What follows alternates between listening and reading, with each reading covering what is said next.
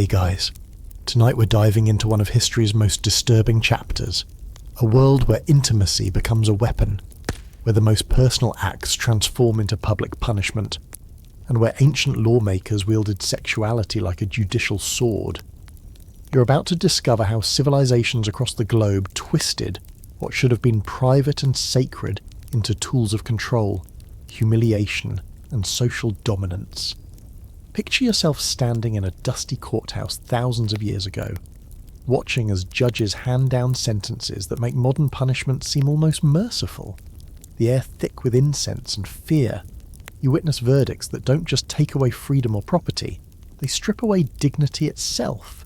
Ancient courts didn't just punish the body, they violated the soul through forced sexual acts that served as both retribution and warning to others who might dare step outside societal boundaries. The story may solve mysteries you never had an explanation for, like why certain taboos feel so deeply embedded in human consciousness, or why sexual shame carries such devastating psychological power even today. These weren't random cruelties dreamed up by sadistic rulers. They were carefully crafted systems of justice that ancient peoples believed maintained cosmic order and divine approval. So, before you explore the story with me, please take a moment to help me subscribe to the channel, like and share this video, or maybe leave a comment below, but make sure you do it when you really like what I bring to you. I'd love to hear where and when you started watching this video, or maybe you could share what fascinates you most about ancient history and how different societies maintained order. Now, let's keep the lights as soft as possible, turn on the fan for a gentle sound to help the story feel more emotional, and let's embark on tonight's journey together. You find yourself transported back to when justice wasn't blind, it was voyeuristic. Ancient civilizations believed that certain crimes wounded not just individuals, but the very fabric of reality itself. Sexual punishment served as a form of cosmic surgery, cutting out the infection of wrongdoing through acts that modern minds can barely comprehend. These weren't the desperate measures of failing societies, but the deliberate choices of some of history's most sophisticated cultures. In Mesopotamia, the world's first written laws included provisions for sexual humiliation that would make today's prison systems seem progressive. Egyptian pharaohs, believing themselves living gods, prescribed intimate punishments that supposedly restored divine balance. Greek city-states, the birthplace of democracy, integrated sexual degradation into their concepts of citizenship and justice. Even the mighty Roman Empire, with its legendary legal system, turned sexual violation into public entertainment. What strikes you most profoundly is how these punishments weren't random acts of cruelty. They followed complex legal codes developed over centuries. Ancient lawmakers spent as much time crafting sexual penalties as modern legislators spend debating tax policy. They created detailed hierarchies determining who could be subjected to what acts, elaborate rituals governing how these punishments unfolded, and intricate theological justifications for why such measures served the greater good. You realize that across continents and centuries, completely separate civilizations independently arrived at similar conclusions, that sexual punishment could accomplish what fines, imprisonment, or even death could not. It could remake a person's identity, transform their social standing, and send messages that echoed through generations. A thief might escape prison and rebuild their life. But someone subjected to ritualized sexual humiliation carried that mark forever.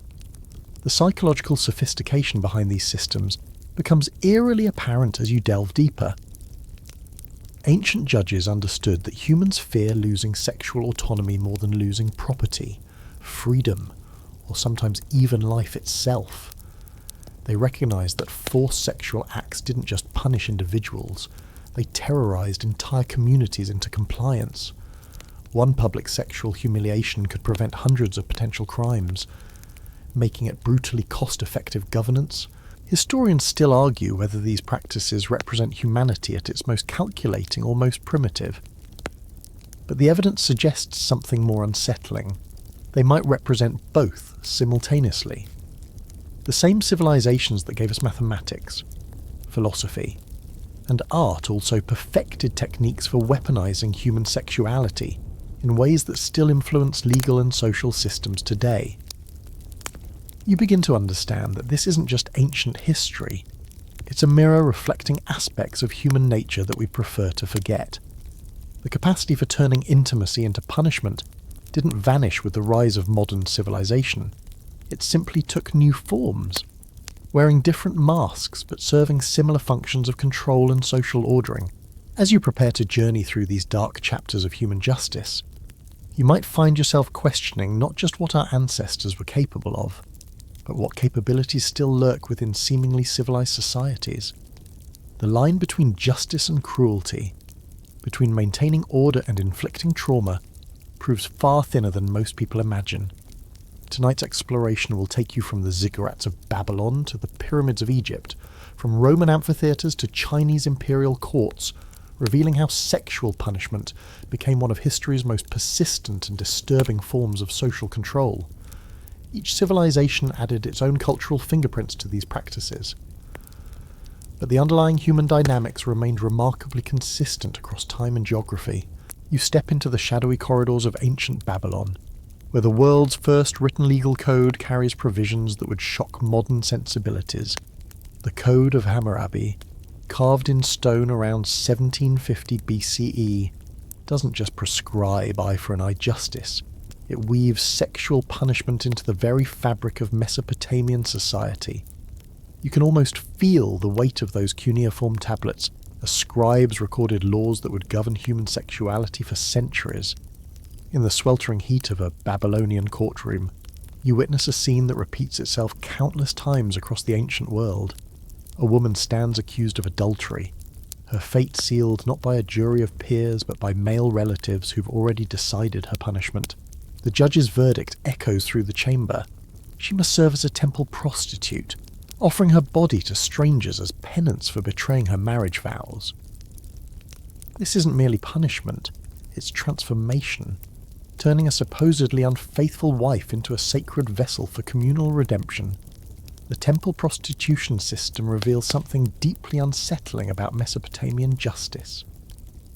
You discover that these weren't random acts of vengeance, but carefully structured rituals designed to restore cosmic balance. Ancient Babylonians believed that adultery wounded the gods themselves, creating spiritual debt that could only be repaid through ritualized sexual service. The condemned woman didn't just lose her freedom, she became a living sacrifice. Her body transformed into currency for divine forgiveness. What strikes you as particularly calculating is how this punishment served multiple societal functions simultaneously. The disgraced wife generated income for the temples, provided sexual services for unmarried men, and served as a walking warning to other potential adulteresses. One woman's downfall became an entire community's gain, a grotesque efficiency that reveals the cold mathematics underlying ancient justice systems. You learn that Mesopotamian law distinguished between different types of sexual crimes with surgical precision. A married woman caught with a lover faced temple prostitution, while an unmarried woman might simply be fined. A slave woman suffered different penalties than a free woman, and foreign women faced yet another set of consequences. These weren't arbitrary distinctions. They reflected complex social hierarchies that used sexual punishment to maintain rigid class boundaries. The goddess Ishtar presided over these temple prostitution rituals, adding layers of religious justification to what modern eyes might see as institutionalized sexual slavery. Priests taught that serving Ishtar through forced prostitution actually elevated the condemned woman's spiritual status, transforming her from adulteress to sacred servant. This theological sleight of hand allowed society to feel righteous about practices that were fundamentally exploitative, a pattern you'll encounter repeatedly across ancient civilizations. But the Babylonian system contained an even more disturbing element: family participation. You discover that a woman's male relatives, father, brothers, or sons, often personally delivered her to the temple, sometimes even negotiating the terms of her sexual service. These weren't strangers imposing punishment. They were blood relatives trading sexual autonomy for family honor, a practice that reveals how deeply sexual control permeated Mesopotamian kinship structures. The economic dimensions of temple prostitution add another layer of complexity to your understanding. These weren't charity cases or religious volunteers. They were income generators for powerful temple institutions. You realised that sexual punishment had become big business, with priests managing stable of condemned women like livestock, maximising revenue while maintaining the fiction of religious service. Historians still argue whether temple prostitution represented genuine religious practice or merely sanctified sexual exploitation. But the evidence suggests it functioned as both simultaneously. Women subjected to this punishment often remained in temple service for years, sometimes decades. Their entire adult lives defined by a single act of alleged infidelity. Some never escaped. Others emerged so psychologically damaged that they struggled to reintegrate into normal society. The ripple effects extended far beyond individual women. You observe how the threat of temple prostitution shaped female behaviour throughout Mesopotamian society, creating a climate of sexual surveillance where wives lived in constant fear of false accusations. Neighbours reported suspicious behaviour, servants spied on their mistresses, and even children learned to monitor their mother's activities. The punishment's mere existence transformed every household into a potential prison. Ancient Babylonian records reveal cases where women were condemned to temple prostitution based on nothing more than gossip or personal vendettas.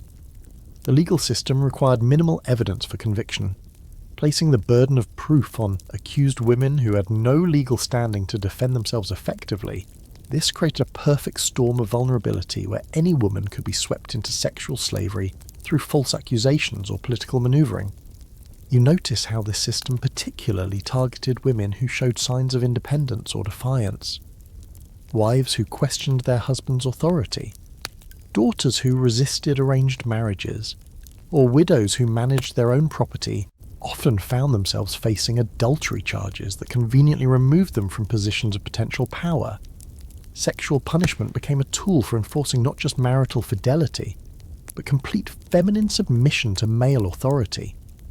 The psychological impact on Mesopotamian women extended across generations. Mothers raised daughters with the constant awareness that sexual missteps, real or imagined, could result in lifelong degradation. This created a culture of sexual terror where women policed their own behaviour and that of other women, turning potential allies into surveillance networks that served male interests. As you prepare to leave ancient Babylon, you carry with you the disturbing realization that these weren't primitive barbarisms, but sophisticated systems of social control that use sexual punishment to maintain complex power structures. The temples may have crumbled and the cuneiform tablets may have been buried, but the underlying logic that transforms intimate relationships into tools of domination continues to echo through human history. You find yourself standing beneath the blazing Egyptian sun, surrounded by towering pyramids that cast long shadows across courtrooms where pharaonic justice unfolds with terrifying precision. Ancient Egypt, the civilization that gave us mathematics, medicine, and monumental architecture, also perfected techniques for using sexual violation as a tool of divine punishment. You're about to witness how the land of the pharaohs transformed intimate humiliation into sacred ritual. The Egyptian concept of Ma'at, cosmic order and divine justice, demanded that certain crimes be punished through sexual degradation that supposedly restored balance to the universe itself. You watch as priests and judges collaborate to design punishments that don't just penalise wrongdoing, but fundamentally alter the criminal's relationship with the gods. In ancient Egyptian theology, sexual violation could literally sever a person's connection to the afterlife, making it more terrifying than death itself. You observe a fascinating case from the reign of Ramesses III, where a court scribe records the punishment of tomb robbers who violated royal burial sites. These weren't ordinary thieves. They had committed crimes against divine pharaohs, requiring extraordinary measures to restore cosmic harmony. The convicted men faced ritualized sexual humiliation performed in temple courtyards, their violation witnessed by priests who chanted prayers designed to cleanse the spiritual contamination their crimes had created. The theological sophistication behind Egyptian sexual punishment becomes apparent as you study papyrus records from Memphis and Thebes. ancient Egyptian lawyers developed complex theories about how different types of sexual violation could address different categories of spiritual crime. A thief who stole from temples required different sexual punishment than someone who murdered a priest. And both faced different rituals than those who committed treason against the pharaoh.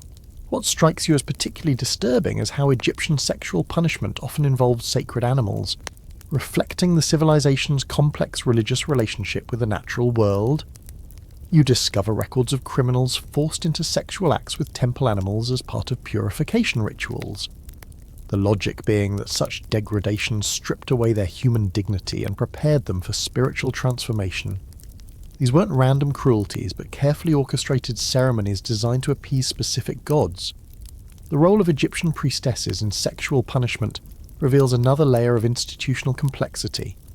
You learn that certain female priests, particularly those serving Hathor and Isis, participated directly in ritualized sexual humiliation of male criminals. This wasn't exploitation of the priestesses. They wielded significant power in these ceremonies, acting as divine instruments who could theoretically redeem criminals through sacred sexual acts or condemn them to spiritual destruction. Egyptian records from the New Kingdom period reveal how sexual punishment intersected with the civilization's elaborate afterlife beliefs. Criminals subjected to certain forms of ritualized sexual violation were believed to carry those marks into the afterlife, affecting their journey through the underworld and their final judgment before Osiris. This added an eternal dimension to temporal punishment, making sexual humiliation a tool for controlling not just earthly behavior, but spiritual destiny. You discover that Egyptian sexual punishment often targeted specific body parts believed to house different aspects of the soul.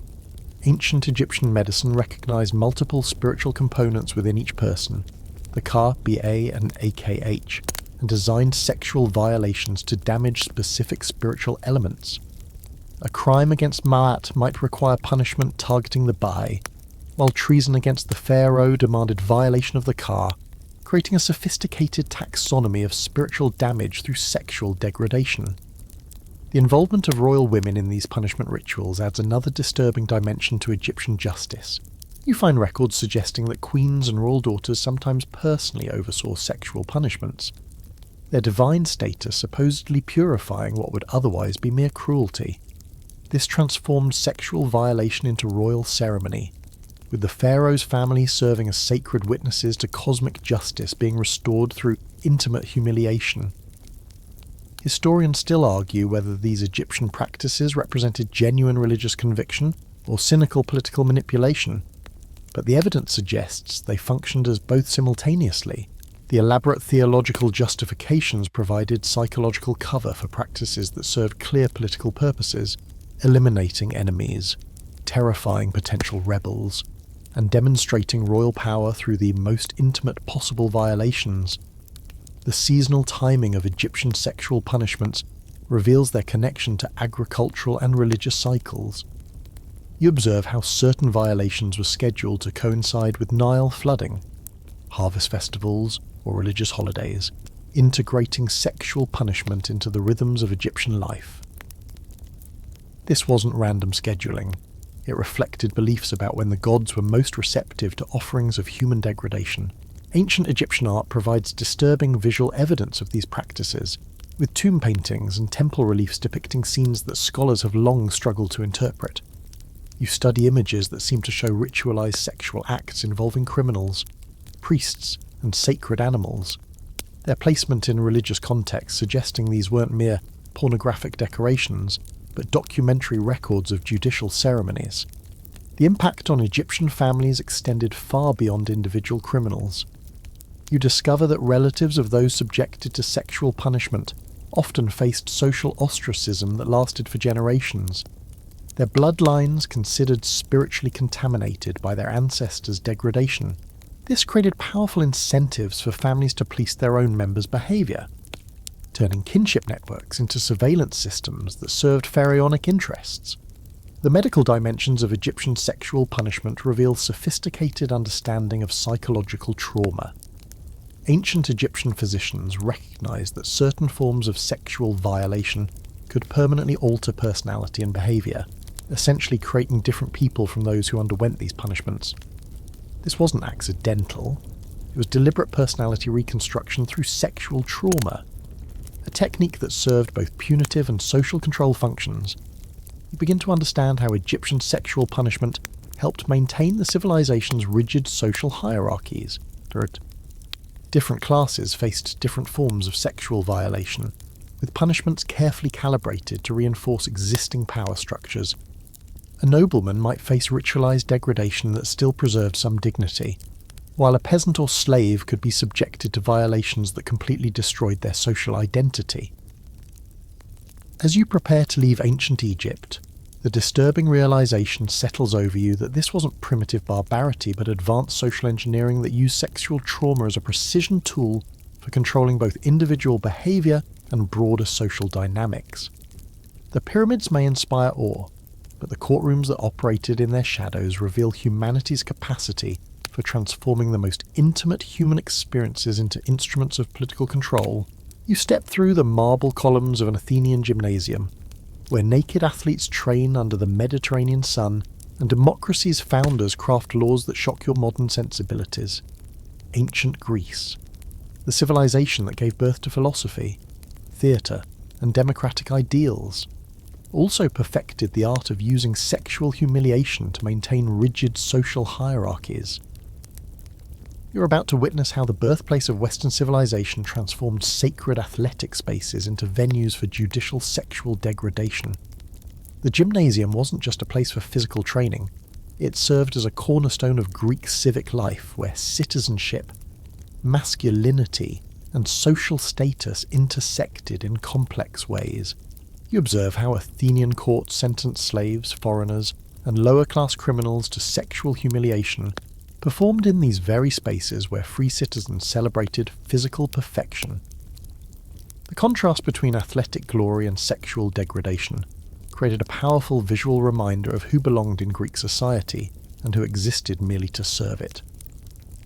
Greek sexual punishment operated according to strict rules that reflected the civilization's obsession with active versus passive roles in sexual encounters.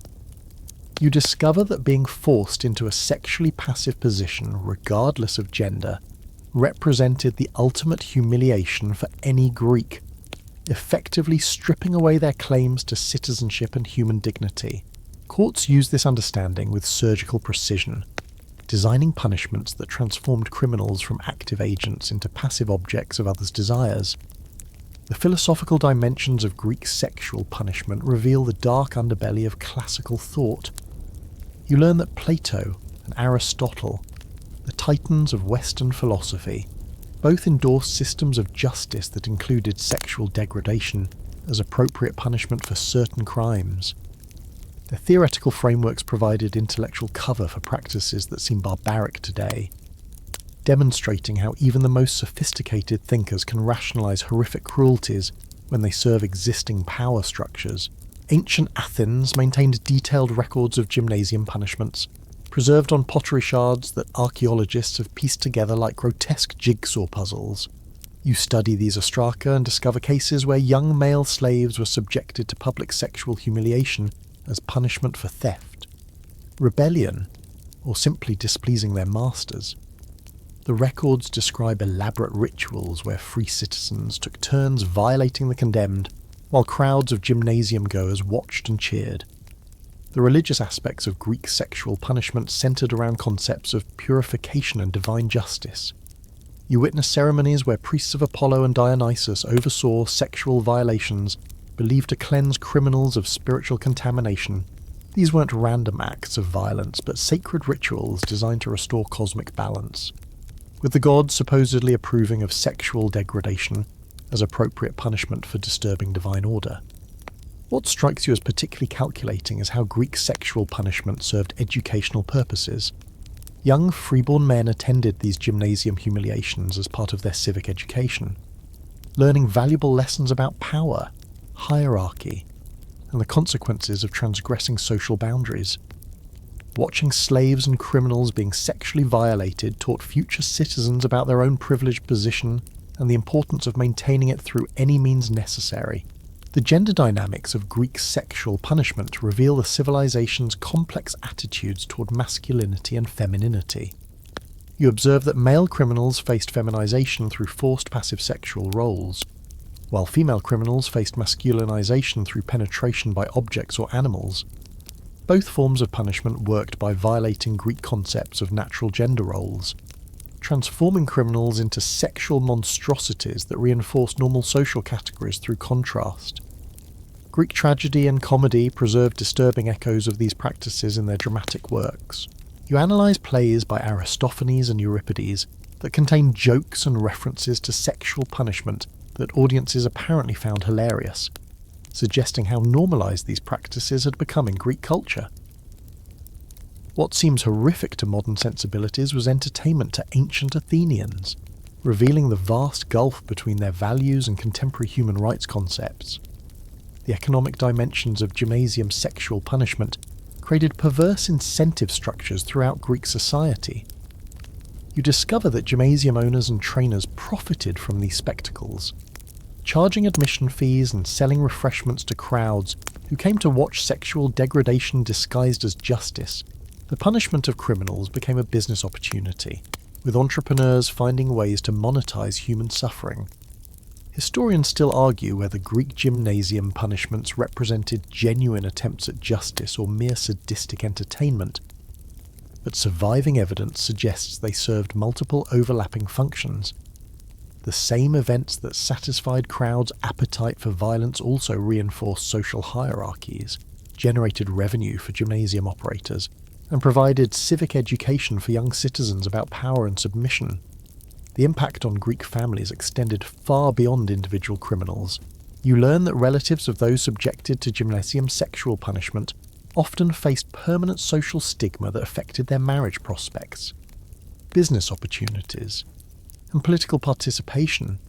This created powerful incentives for families to monitor and control their members' behaviour, turning kinship networks into surveillance systems that served state interests. The architectural layout of Greek gymnasiums reveals how these spaces were deliberately designed to facilitate public sexual punishment. You observe that many gymnasiums included raised platforms, viewing areas, and acoustic features that enhanced the spectacle of sexual degradation. These weren't accidental design elements, but calculated choices that transformed athletic venues into theatres of judicial humiliation. Ancient Greek medicine recognized the psychological effects of public sexual violation, with physicians like Hippocrates documenting how gymnasium punishments could permanently alter personality and behavior. You study medical papyri that describe treatments for victims of judicial sexual assault, revealing that Greeks understood these punishments caused lasting trauma even as they continued imposing them. The seasonal timing of gymnasium sexual punishments coincided with major religious festivals and athletic competitions, integrating judicial degradation into the rhythms of Greek civic life. You discover that the most severe punishments often occurred during celebrations of Zeus or Dionysus, when large crowds gathered and the gods were believed to be paying special attention to human affairs. The influence of Greek sexual punishment practices extended far beyond Athens, spreading throughout the Mediterranean world as Greek culture expanded. You trace how gymnasium-style judicial sexual degradation was adopted by other civilizations, modified to fit local customs but retaining the core logic that sexual humiliation could serve as effective social control. As you prepare to leave ancient Greece, you carry the disturbing knowledge that the civilization responsible for democracy and philosophy also perfected techniques for using sexual violation as a tool of oppression. The marble columns and philosophical dialogues that inspire modern admiration coexisted with practices that reveal humanity's capacity for transforming even the most sacred spaces into venues for intimate cruelty. You descend into the blood-soaked sands of the Roman Colosseum, where 50,000 spectators roar their approval as gladiators clash and wild beasts devour condemned criminals. But Rome's appetite for spectacle extended far beyond simple combat. You are about to witness how the empire that gave us law, engineering and administration also perfected the art of transforming sexual violation into mass entertainment. The arena becomes a stage where justice, cruelty, and voyeurism merge into something that still haunts the human imagination. The Roman concept of damnatio ad bestias, condemnation to the beasts, often included sexual elements that contemporary sources barely dare to record. You watch in horror as convicted criminals, particularly those guilty of treason or sacrilege, are stripped naked and subjected to sexual humiliation before being fed to lions or bears. The crowds don't just want to see death, they demand degradation, transformation of human beings into objects of both sexual and mortal consumption. Roman legal scholars developed sophisticated theories about how sexual punishment in the arena served multiple judicial purposes. You discover writings by jurists like Ulpian and Gaius that argue sexual degradation before execution actually purified criminals, preparing their souls for judgment in the afterlife. This wasn't mere rationalization. It reflected genuine Roman beliefs about how public sexual humiliation could restore cosmic balance disturbed by serious crimes against the state or gods. The logistical complexity of arena sexual punishments reveals the empire's bureaucratic efficiency applied to human degradation. You study administrative records detailing how officials coordinated the timing of sexual acts with animal attacks, how they selected appropriate criminals for different types of violation, and how they managed crowd reactions to maximize both entertainment value and social control impact. Rome industrialized sexual punishment with the same precision it applied to road building and tax collection.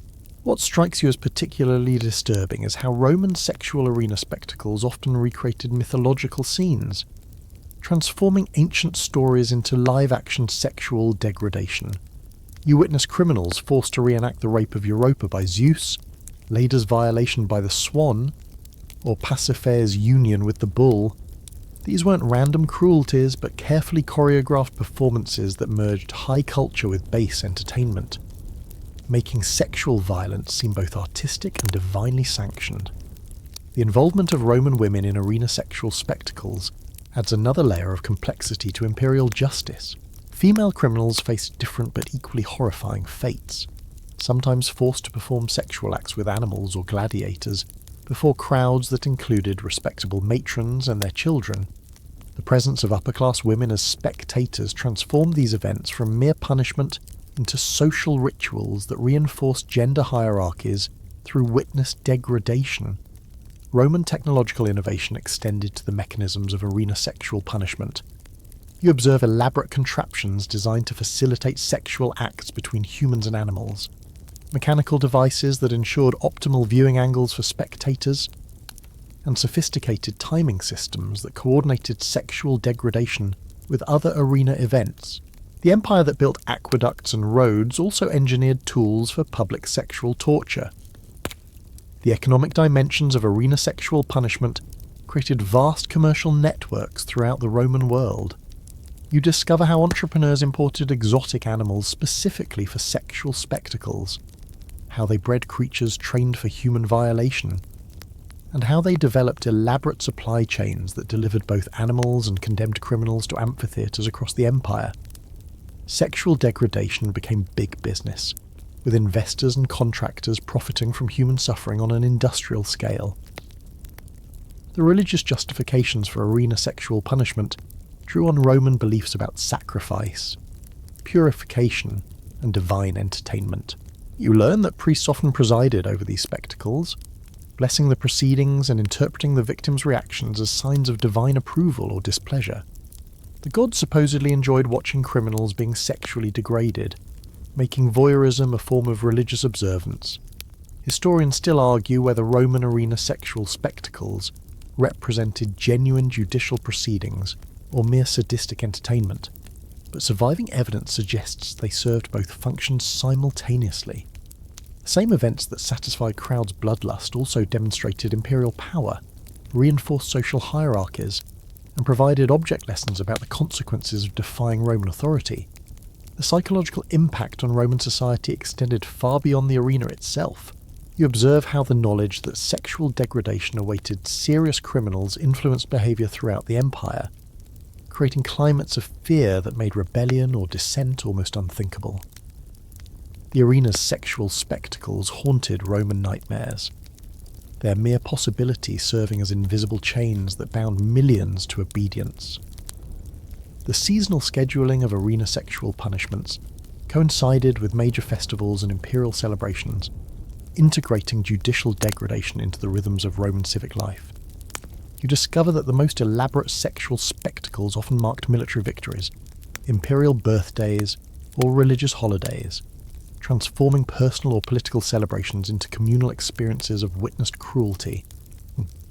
Roman artistic records provide disturbing documentation of arena sexual practices, with mosaics, paintings, and sculptures depicting scenes that archaeologists have long struggled to interpret. You study artwork that seems to celebrate sexual violation as entertainment, suggesting how normalized these practices had become in imperial culture. What shocks modern sensibilities was apparently aesthetic inspiration for ancient Romans. The medical aspects of arena sexual punishment reveal Roman understanding of both physical and psychological trauma.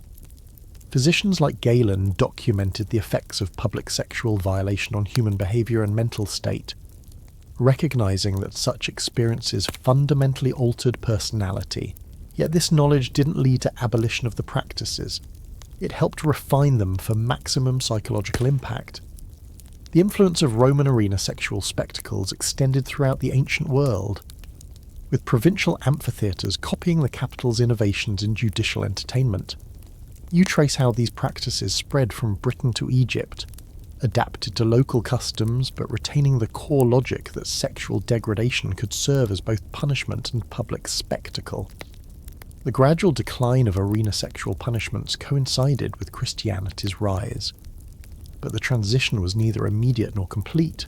You discover that early Christian emperors initially tried to reform rather than eliminate these practices, seeking ways to maintain the social control benefits while reducing the most obviously un-Christian elements. The transformation from pagan sexual spectacle to Christian moral theatre took centuries to complete. As you climb out of the Colosseum's depths, the roar of phantom crowds still echoing in your ears, you carry with you the horrifying knowledge that the civilization responsible for law and order also perfected techniques for transforming sexual violation into mass entertainment. The architectural marvels that tourists admire today once hosted spectacles that reveal humanity's capacity for making cruelty into art and degradation into civic celebration. You find yourself standing in the dusty courtyard of an ancient Hebrew temple, where priests prepare to administer one of history's most psychologically devastating sexual punishments. The ritual of the bitter waters, the Israelites, who gave the world monotheism and moral law, also developed a system of divine sexual judgment that could destroy women's lives based on nothing more than their husband's suspicions. You're about to witness how biblical justice transformed marital jealousy into sacred ceremony. The ritual described in Numbers chapter 5 unfolds before you with terrifying precision. A woman accused of adultery, though no evidence exists beyond her husband's suspicions, stands before the priest as he prepares the water of bitterness that brings a curse. You watch as sacred dust from the temple floor is mixed with holy water, creating a potion believed capable of detecting sexual infidelity through supernatural means. The woman must drink this mixture while swearing her innocence, her body becoming a battleground between divine truth and human accusation. The theological sophistication behind the bitter water ordeal reveals Hebrew beliefs about sexuality, marriage, and divine justice. You discover that ancient Israelite law considered a wife's sexual purity so crucial to cosmic order that God himself would intervene to reveal adultery through miraculous punishment. The ritual wasn't just about detecting unfaithfulness. It was about demonstrating divine involvement in the most intimate aspects of human relationships. What strikes you as particularly disturbing is how the bitter water ceremony required no evidence of wrongdoing beyond a husband's jealousy.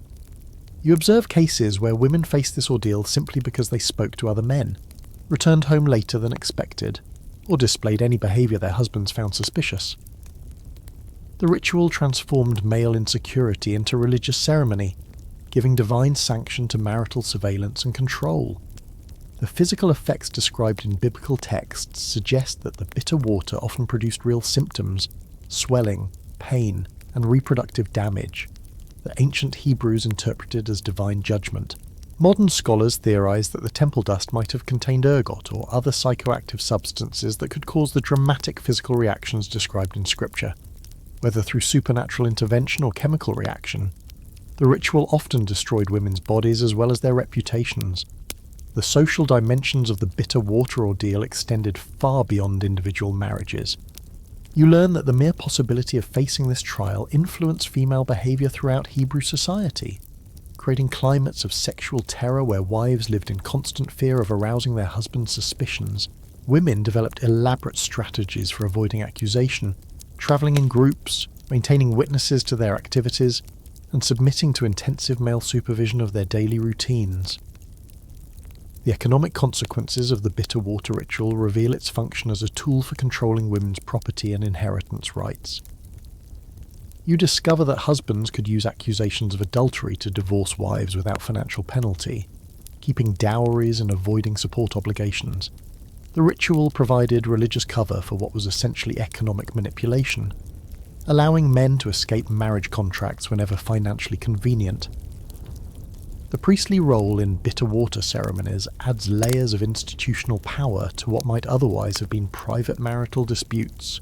You observe how temple officials gained significant influence over family relationships, with priests becoming arbiters of sexual morality who could determine women's fates through ritual administration. This created opportunities for corruption, with wealthy husbands potentially influencing priests to ensure desired outcomes. Hebrew literature preserves disturbing accounts of bitter water ceremonies that reveal their psychological impact on entire communities. You study rabbinical commentaries describing women who died of fear before drinking the potion, others who suffered permanent mental breakdown after surviving the ordeal, and communities torn apart by accusations and counter-accusations that followed controversial cases. The ritual's mere existence poisoned social relationships throughout Hebrew society. The seasonal timing of bitter water ceremonies coincided with religious festivals and agricultural cycles, integrating sexual judgment into the rhythms of Hebrew spiritual life. You discover that many ordeals occurred during Passover or harvest celebrations, when communities gathered and God was believed to be particularly attentive to human affairs. This scheduling transformed personal marital crises into public spectacles that reinforced collective values about marriage and morality. Historians still argue whether the bitter water ritual was regularly practiced or merely existed as legal option rarely invoked, but archaeological evidence suggests these ceremonies occurred frequently enough to influence pottery, architecture, and artistic production. You find temple remains that include specialized vessels for mixing the bitter water, drainage systems for handling the aftermath, and artistic depictions that celebrate divine justice through sexual ordeal. The medical understanding behind bitter water ceremonies reveals Hebrew awareness of psychosomatic effects and the power of suggestion. Ancient Hebrew physicians recognized that fear and guilt could produce physical symptoms resembling those attributed to divine punishment. But this knowledge didn't lead to skepticism about the ritual's validity. Instead, it reinforced beliefs about the interconnection between spiritual state and bodily health. The influence of Hebrew bitter water practices extended to neighbouring civilizations, with similar ordeals appearing in Mesopotamian, Egyptian, and later Christian legal traditions. You trace how the logic of divine sexual judgment spread throughout the ancient world, adapted to local customs but retaining the core belief that gods could reveal adultery through supernatural intervention in human bodies. And the gender asymmetry of bitter water trials becomes starkly apparent as you study the complete absence of equivalent ordeals for unfaithful husbands.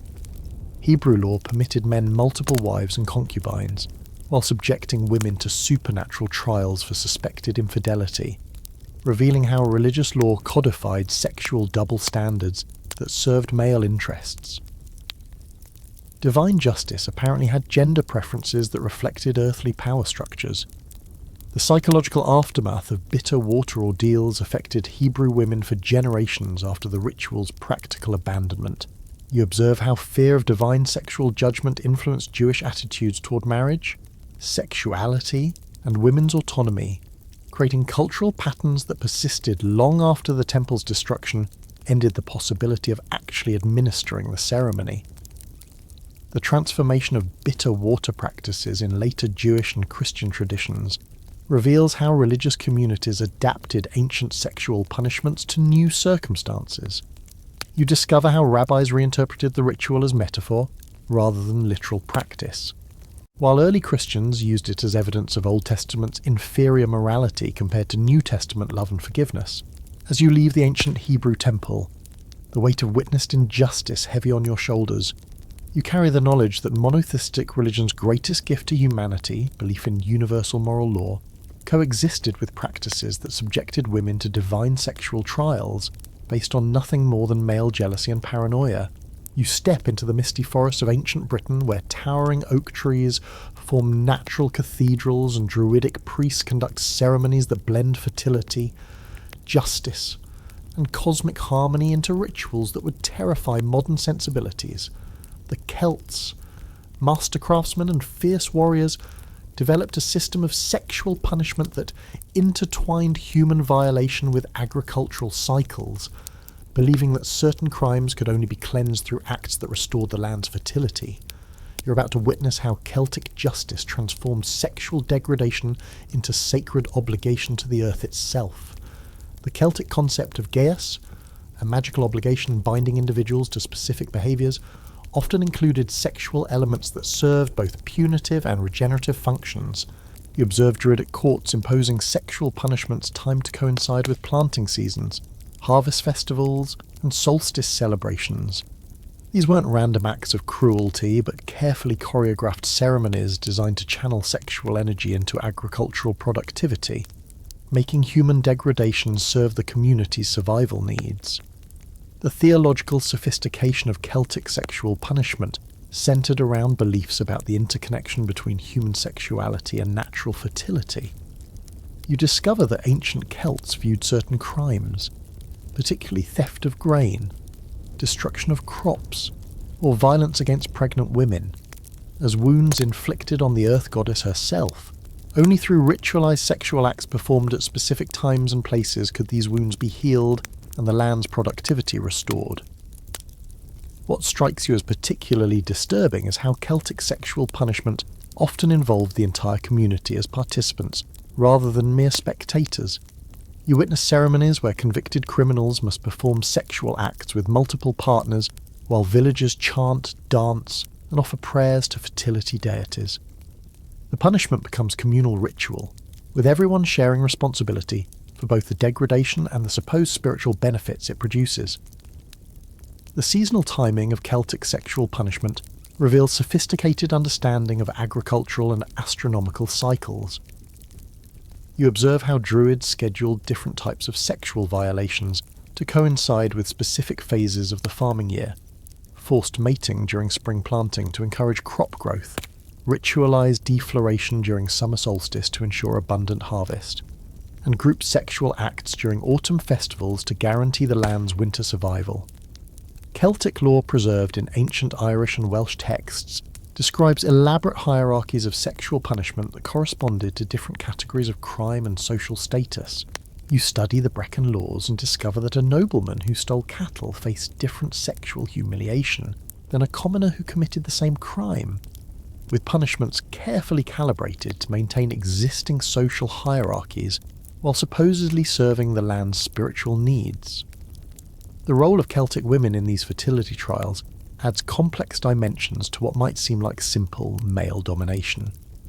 You learn that female druids often presided over sexual punishments, wielding significant power as intermediaries between human criminals and earth deities.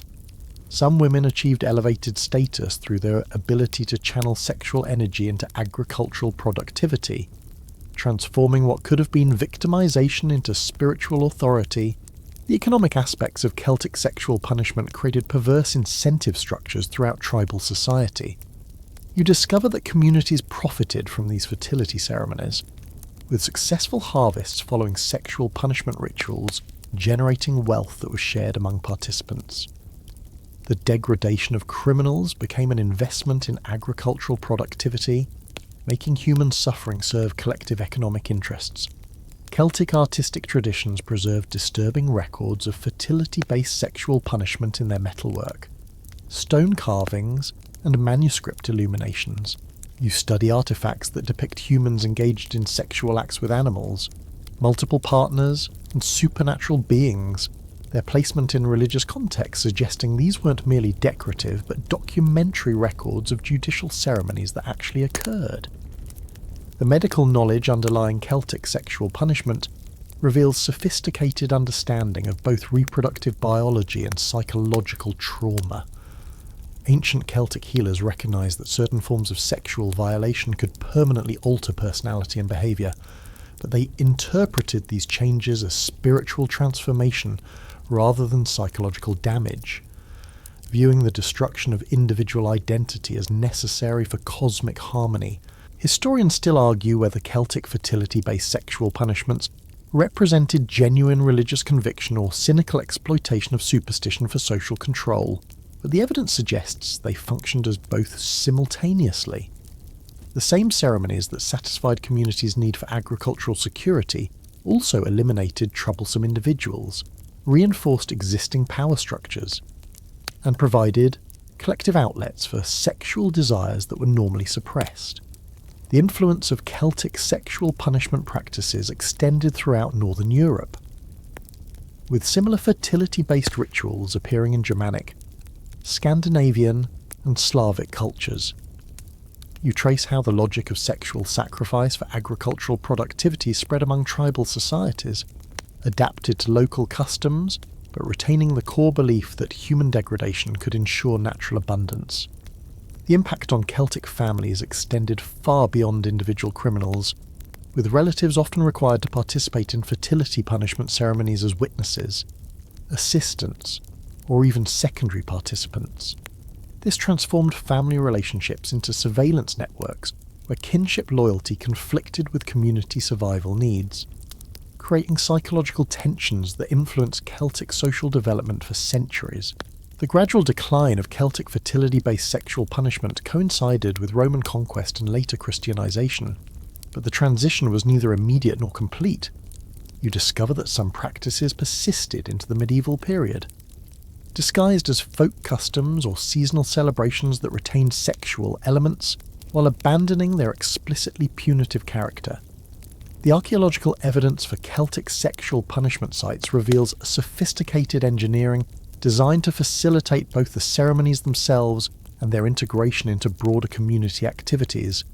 You observe stone circles, earthwork enclosures, and wooden structures that enhance the ritual impact of sexual degradation, while accommodating large numbers of participants and spectators.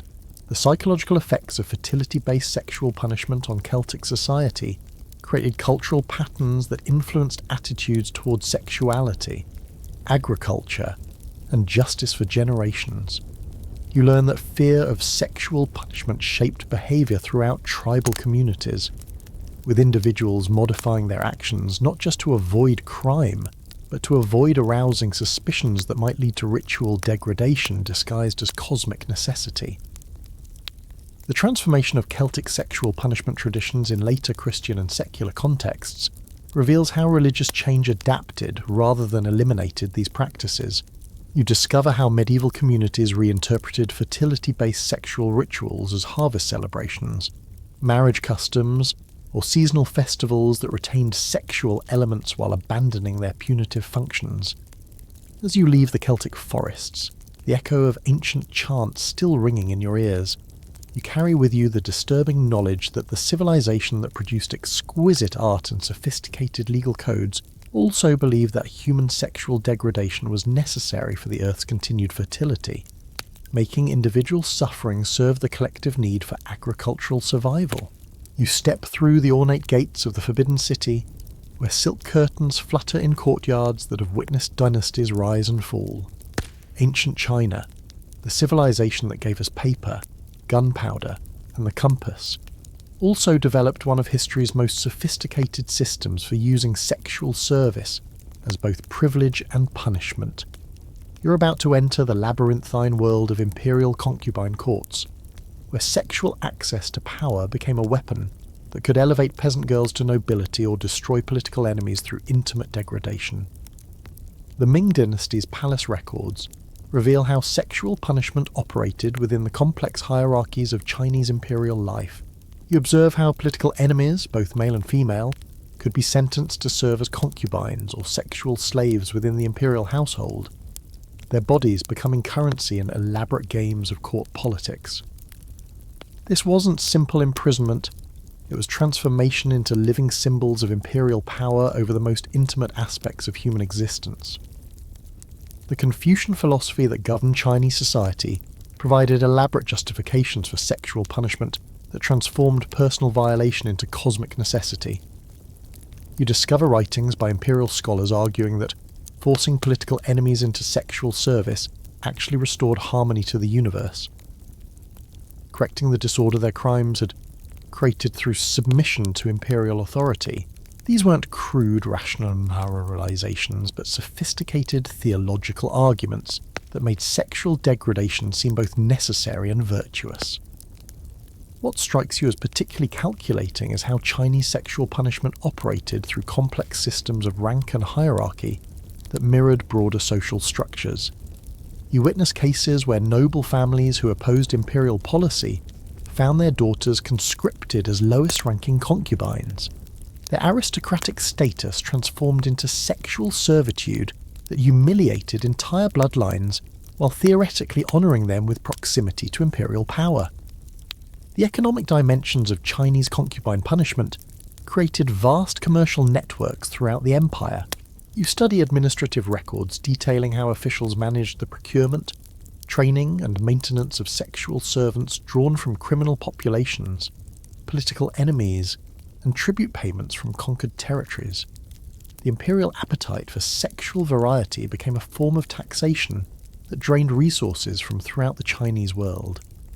Chinese artistic traditions preserved disturbing documentation of concubine punishment in paintings, poetry, and decorative arts that celebrated imperial sexual power. You examined scroll paintings depicting political enemies transformed into sexual servants, their degradation presented as aesthetic beauty rather than human tragedy. The same artistic sensibilities that created exquisite landscapes also found inspiration in intimate humiliation. The medical knowledge underlying Chinese sexual punishment reveals sophisticated understanding of both physical and psychological control techniques. Imperial physicians developed detailed theories about how different forms of sexual service could alter personality, political loyalty, and social identity. You discover medical texts describing treatments designed to enhance sexual performance while reducing resistance to degrading acts, turning medicine into an instrument of intimate oppression. The role of eunuchs in Chinese sexual punishment adds another layer of complexity to imperial justice. You learn that castrated court officials often supervise the sexual degradation of political enemies, their own mutilation supposedly qualifying them as neutral arbiters of others' intimate suffering. This created perverse hierarchies where victims of sexual violence administered similar violations to new generations of political prisoners. The seasonal timing of Chinese concubine conscription coincided with major political events and religious festivals, integrating sexual punishment into the rhythms of imperial life. You observe how new concubines were often presented to the emperor during New Year celebrations, military victories, or dynastic anniversaries, transforming personal tragedies into public celebrations of imperial power over human sexuality. The influence of Chinese sexual punishment practices extended throughout East Asia, with Korean, Japanese, and Vietnamese courts adopting similar systems for managing political enemies through sexual degradation. You trace how the logic of concubine punishment spread along trade routes and diplomatic channels, creating networks of sexual oppression that linked imperial courts across the region. Historians still argue whether Chinese concubine punishment represented genuine attempts at political rehabilitation or mere sadistic entertainment, but surviving palace records suggest these practices served multiple overlapping functions. The same systems that satisfied imperial sexual desires also eliminated political threats, demonstrated absolute power, and provided object lessons about the consequences of opposing dynastic authority. The impact on Chinese families extended far beyond individual victims. with entire clans facing social stigma when one of their members was conscripted into sexual service as punishment. You discover that families often went to extraordinary lengths to prevent their daughters from being selected as concubine prisoners, sometimes selling property, fleeing to remote provinces, or even arranging hasty marriages to men below their social station. The architectural design of Chinese imperial palaces reveals how these spaces were deliberately constructed to facilitate sexual punishment and control. You observe the layout of concubine quarters, with their restricted access, surveillance features, and hierarchical arrangement that turned living spaces into prison cells disguised as luxury accommodations. The beauty of palace architecture masks systems of intimate oppression that operated with bureaucratic efficiency. The psychological effects of concubine punishment on Chinese society created cultural patterns that influenced attitudes towards sexuality, politics, and authority for centuries. You learn that fear of sexual conscription shaped behaviour throughout Chinese society, with families carefully managing their daughters' education, appearance, and social activities to avoid attracting unwanted imperial attention. The gradual decline of concubine punishment coincided with dynastic transitions and foreign influence, but elements of these systems persisted into the modern era. You discover how warlords, regional governors, and even revolutionary leaders adapted traditional practices to new political circumstances, using sexual access and degradation as tools for controlling populations and eliminating enemies. The literary records of Chinese sexual punishment provide intimate glimpses into the psychological impact of these practices on both victims and perpetrators. You study poetry, memoirs, and fiction that describe the experience of political enemies transformed into sexual servants. There are accounts revealing how intimate degradation served as a form of psychological warfare that could be more devastating than physical torture or execution.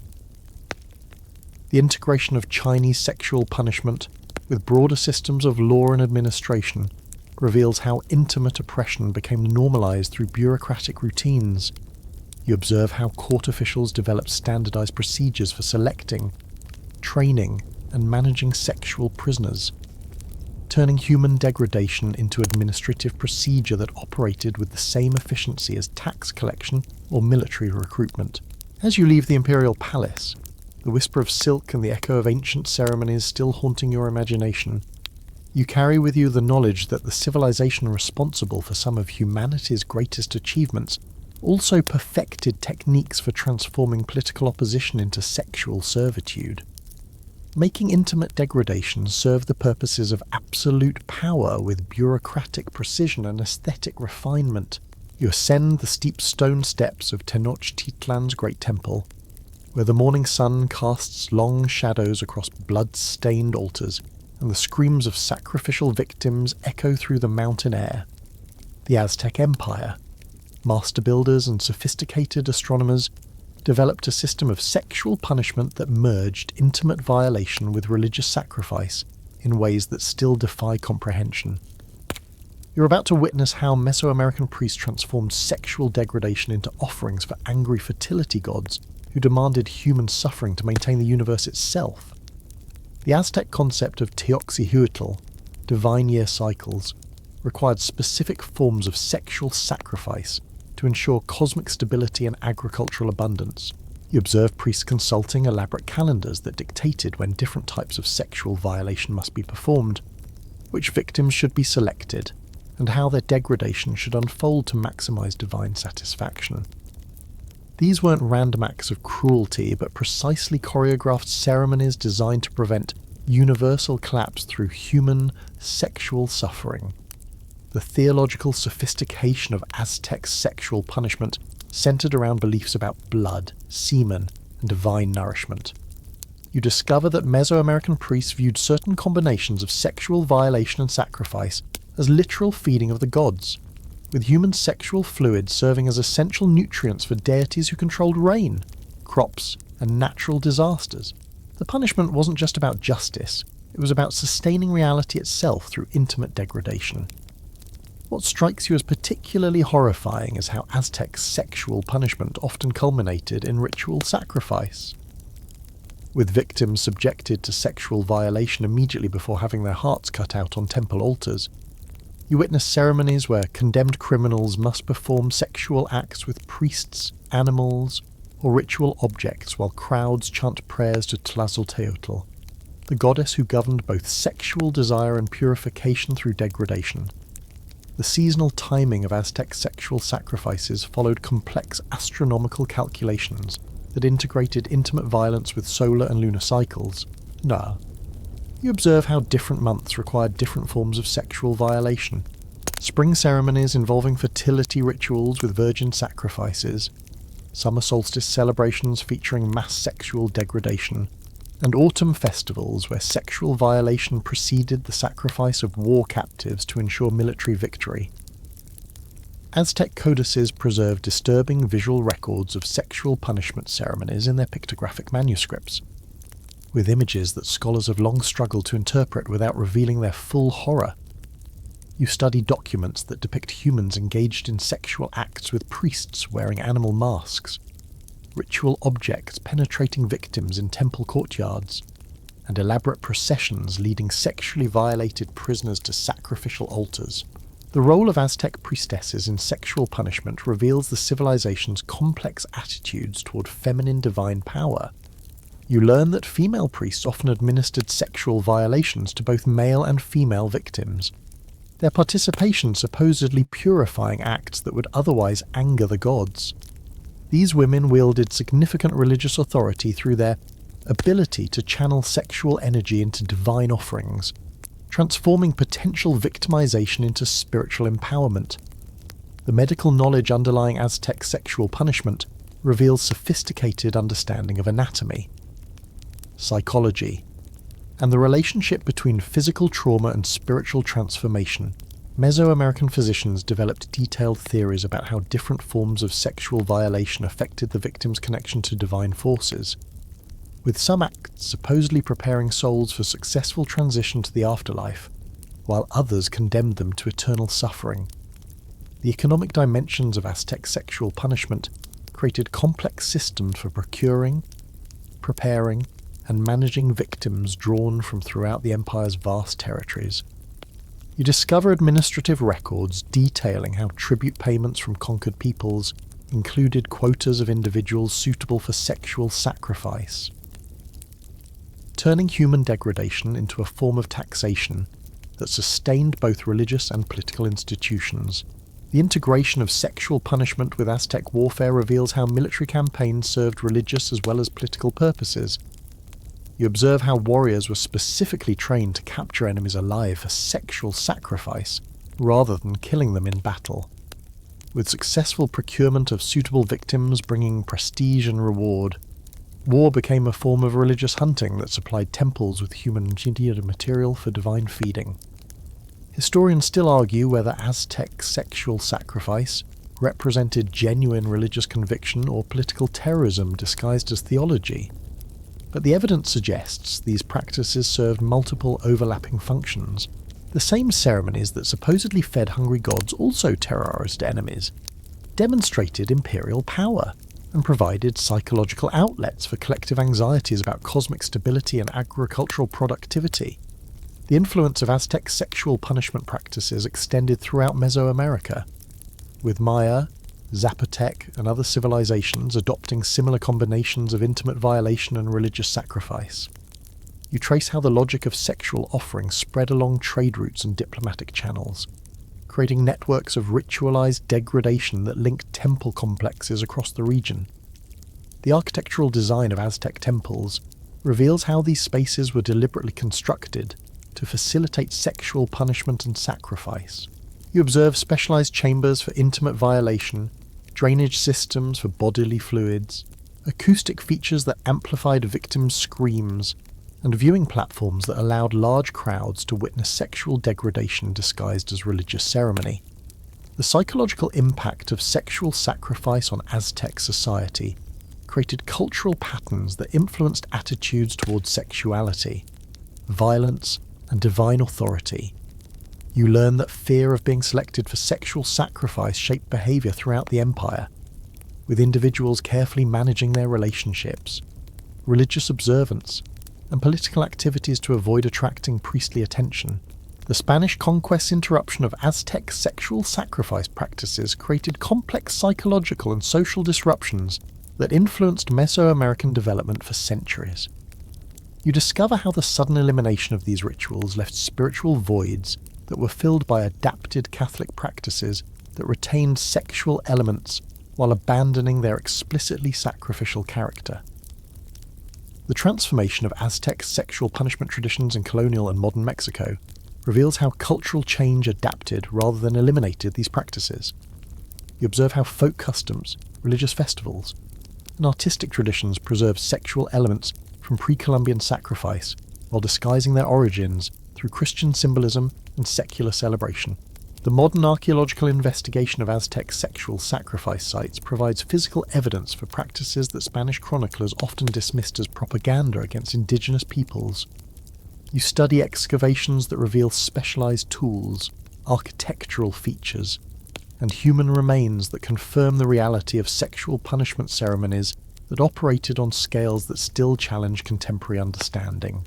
As you descend from the temple pyramid, the weight of witnessed horror heavy on your shoulders and the screams of ancient victims still echoing in the mountain air, you carry with you the knowledge that the civilization responsible for magnificent architecture and sophisticated astronomy also believed that human sexual degradation was necessary to prevent universal collapse, making intimate suffering serve cosmic purposes that transformed individual tragedy into religious obligation.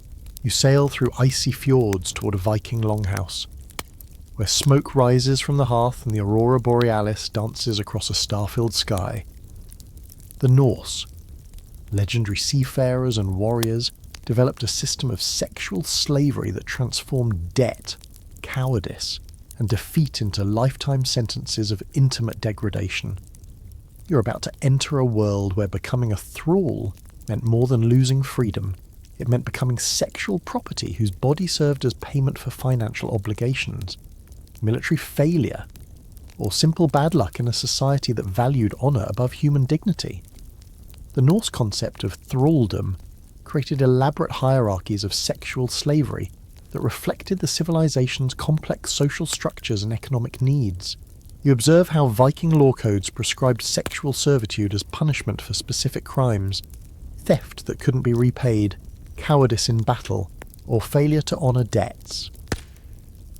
These weren't temporary sentences, but permanent transformations that turned free people into sexual property, whose bodies generated income for their owners through prostitution, breeding, or rental to other households. The economic sophistication of Viking sexual slavery reveals how Norse society integrated intimate exploitation into broader systems of trade, agriculture, and craft production. You discover market records from medieval Iceland and Norway detailing the buying, selling, and breeding of sexual thralls, with prices varying based on age, appearance, and specialized sexual skills. Human bodies became commodities traded alongside furs, amber, and iron, their sexual value carefully calculated and legally protected. What strikes you as particularly disturbing is how Norse sexual slavery often involved entire families, with wives, children, and elderly relatives all reduced to thraldom together when the household head failed to meet his obligations. You witness cases where a man's gambling debts or business failures condemned his entire bloodline to sexual servitude, transforming family relationships into shared degradation that could last for generations. The religious dimensions of Viking sexual slavery drew on Norse beliefs about fate, honour, and cosmic justice. You learn that Scandinavian priests taught that sexual thraldom represented divine punishment for spiritual failures, with the gods supposedly approving of intimate degradation as appropriate consequence for violating sacred oaths or displaying cowardice. This theological framework made sexual slavery seem both inevitable and righteous. The seasonal patterns of Norse sexual slavery coincided with raiding seasons, agricultural cycles, and religious festivals. You observe how Viking expeditions specifically targeted populations for sexual enslavement, with successful raids measured partly by the number of attractive captives secured for the slave markets. Spring raids supplied summer brothels, autumn captures provided winter entertainment, and year-round breeding programs ensured steady supplies of new sexual property. The gender dynamics of Viking sexual slavery reveal complex attitudes toward masculinity, femininity, and power that transcended simple male domination. You discover that male thralls often faced feminization through passive sexual roles, while female thralls might achieve elevated status through successful manipulation of their master's desires. The system created perverse opportunities for advancement through sexual skill and psychological manipulation. Norse sagas preserve disturbing literary records of sexual slavery that celebrate the practice as evidence of Viking superiority and divine favour. You study epic poems, describing heroes who accumulated vast collections of sexual thralls as proof of their success, with intimate degradation presented as entertainment rather than human tragedy. These stories shaped Scandinavian cultural values for centuries, making sexual exploitation seem heroic and admirable. The legal frameworks governing Viking sexual slavery created sophisticated systems for managing human property that influenced European law for centuries. You examine law codes from medieval Iceland that specify the rights and obligations of thrall owners, the procedures for buying and selling sexual slaves, and the penalties for damaging another person's sexual property. These weren't primitive barbarisms, but advanced legal concepts that treated human sexuality as commodity. The technological innovations supporting Norse sexual slavery included specialized architecture, transportation systems, and medical knowledge designed to maximize the profitability of human sexual exploitation. You observe longhouse designs that accommodated large numbers of sexual thralls, ship modifications for transporting human cargo, and veterinary techniques adapted for maintaining the health and appearance of sexual property. The medical understanding underlying Viking sexual slavery reveals sophisticated knowledge of reproductive biology, psychology, and the management of sexually transmitted diseases. Norse healers developed treatments for maintaining sexual thralls' fertility, managing pregnancies that produced new slaves, and treating the physical and psychological trauma that resulted from continuous sexual exploitation. Historians still argue whether Norse sexual slavery represented economic necessity or cultural preference. But archaeological evidence suggests these practices operated on scales that fundamentally shaped Scandinavian society. The same communities that produced magnificent art and sophisticated legal codes also built economies that depended on the systematic sexual exploitation of enslaved populations drawn from throughout the known world. The influence of Viking sexual slavery extended far beyond Scandinavia, with Norse merchants and raiders establishing slave markets that supplied sexual thralls throughout Europe, Russia, and the Byzantine Empire.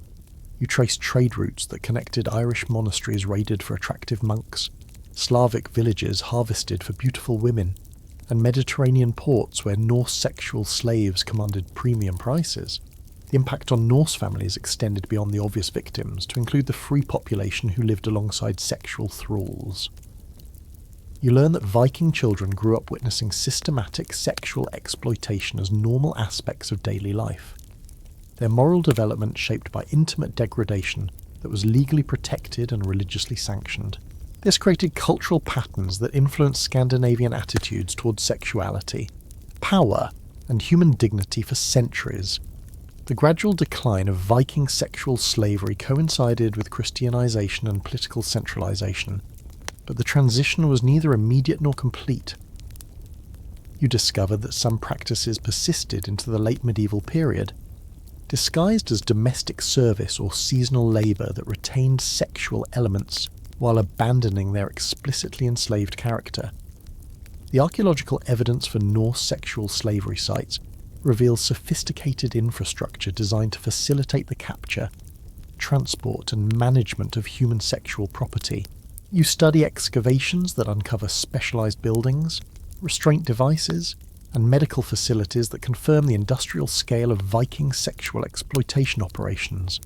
The psychological effects of sexual thraldom on Norse society created cultural patterns that influenced attitudes toward honour, shame, and social status throughout Scandinavian development. You observe how fear of sexual enslavement shaped behaviour among free populations, with individuals carefully managing their debts, military service, and social relationships to avoid the catastrophic loss of status that thraldom represented.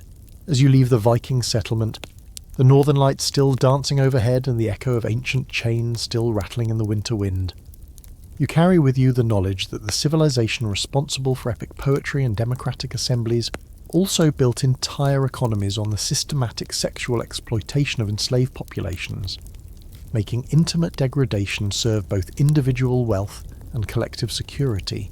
You walk through the bustling streets of ancient Varanasi, where temple bells ring across the Ganges and the smoke of funeral pyres mingles with incense from countless shrines. Ancient India, the birthplace of mathematics, astronomy, and profound spiritual philosophy, also developed one of history's most rigid systems for using sexual punishment to maintain caste boundaries that were believed to govern cosmic order itself. You're about to witness how Hindu law codes transformed intimate violation into sacred duty, making sexual degradation serve the divine hierarchy that structured all existence. The Manusmriti, ancient India's foundational legal text, prescribes specific sexual punishments for those who dare cross the sacred boundaries between castes. You observe how Brahmin priests, Kshatriya warriors, Vaishya merchants, and Shudra labourers faced different sexual penalties for identical crimes, with punishments carefully calibrated to reinforce social hierarchies that were believed to reflect divine will. A Shudra who touched a Brahmin woman faced sexual degradation that a Brahmin committing the same act would never experience. The theological sophistication of Hindu sexual punishment centred around concepts of karma, dharma, and cosmic pollution that made intimate violation seem both necessary and purifying. You discover Sanskrit texts arguing that forcing lower caste individuals into sexual degradation actually improved their spiritual condition, burning away karmic debt and preparing them for better reincarnation.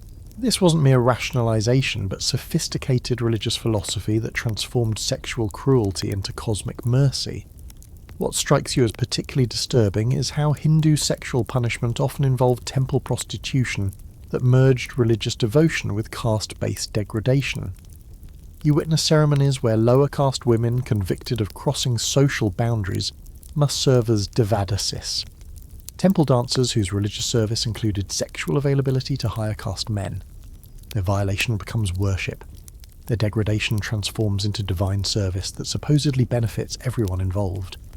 The economic dimensions of caste-based sexual punishment created complex systems of exploitation that generated wealth for temples, Brahmin families, and local authorities. You study administrative records from medieval kingdoms detailing how sexual penalties produced revenue streams that funded religious institutions, supported priestly education, and maintained the elaborate bureaucracies needed to enforce caste boundaries throughout Indian society. The seasonal timing of Hindu sexual punishment coincided with religious festivals and agricultural cycles that integrated intimate degradation into the rhythms of spiritual life. You observe how different forms of sexual violation were prescribed for different times of year. Spring ceremonies involving fertility rituals, monsoon celebrations featuring purification through degradation, and harvest festivals where sexual punishment supposedly ensured divine blessings on crops and communities. Hindu artistic traditions preserved complex records of caste-based sexual punishment in temple sculptures, manuscript paintings, and dramatic performances that celebrated social hierarchy through intimate imagery. You study temple carvings that depict sexual scenes involving figures from different castes. Their placement in religious contexts suggesting these weren't merely erotic decorations, but educational displays teaching proper social relationships through sexual symbolism. The medical knowledge underlying Hindu sexual punishment reveals sophisticated understanding of both reproductive biology and psychological control techniques. Ayurvedic physicians developed detailed theories about how different forms of sexual violation affected spiritual development, with some acts supposedly accelerating karmic purification while others increased spiritual contamination that required additional punishment to cleanse. The role of upper caste women in administering sexual punishment adds complex dimensions to what might seem like simple patriarchal oppression. You learn that Brahmin and Kshatriya women often supervise the sexual degradation of lower caste individuals, their participation supposedly purifying acts that would otherwise spiritually contaminate higher caste communities. These women wielded significant power through their ability to channel sexual energy into caste maintenance. The integration of sexual punishment with Hindu concepts of ritual purity created elaborate systems of post-violation cleansing that sometimes proved more traumatic than the original degradation. You observe ceremonies where victims of sexual punishment must undergo complex purification rituals involving fire, water, and sacred substances, their bodies becoming battlegrounds between spiritual contamination and divine cleansing. Historians still argue whether Hindu caste-based sexual punishment represented genuine spiritual conviction or cynical social control disguised as religion. But surviving evidence suggests these practices served both functions simultaneously. The same systems that supposedly maintained cosmic order also protected upper caste privileges, eliminated social mobility, and provided psychological outlets for collective anxieties about spiritual purity and social change.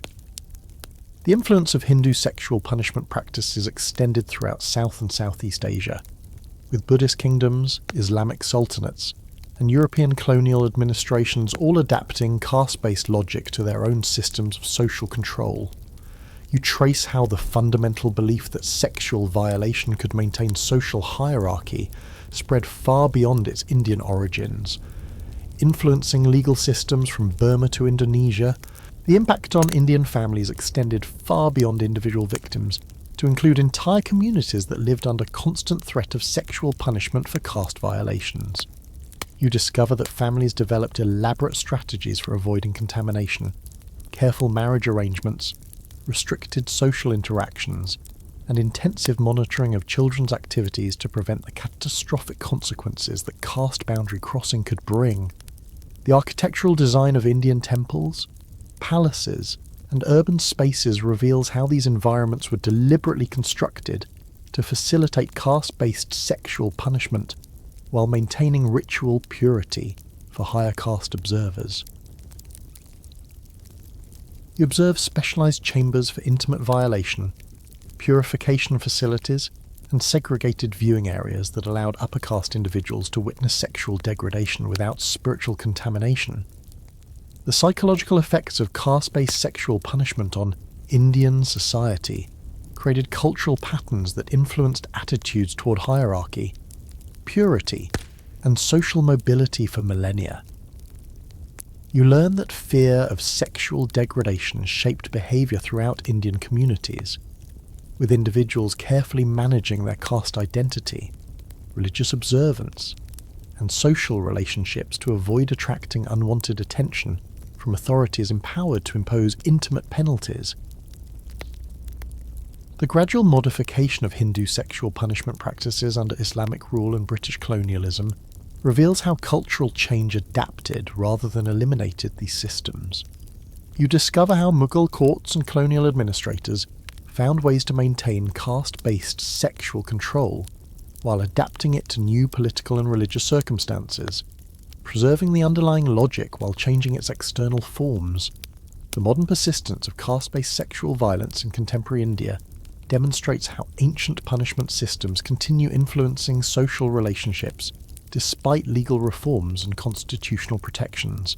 You observe how traditional beliefs about caste, purity, and sexual violation continue shaping community responses to intercaste relationships, honor crimes, and gender-based violence throughout South Asian societies.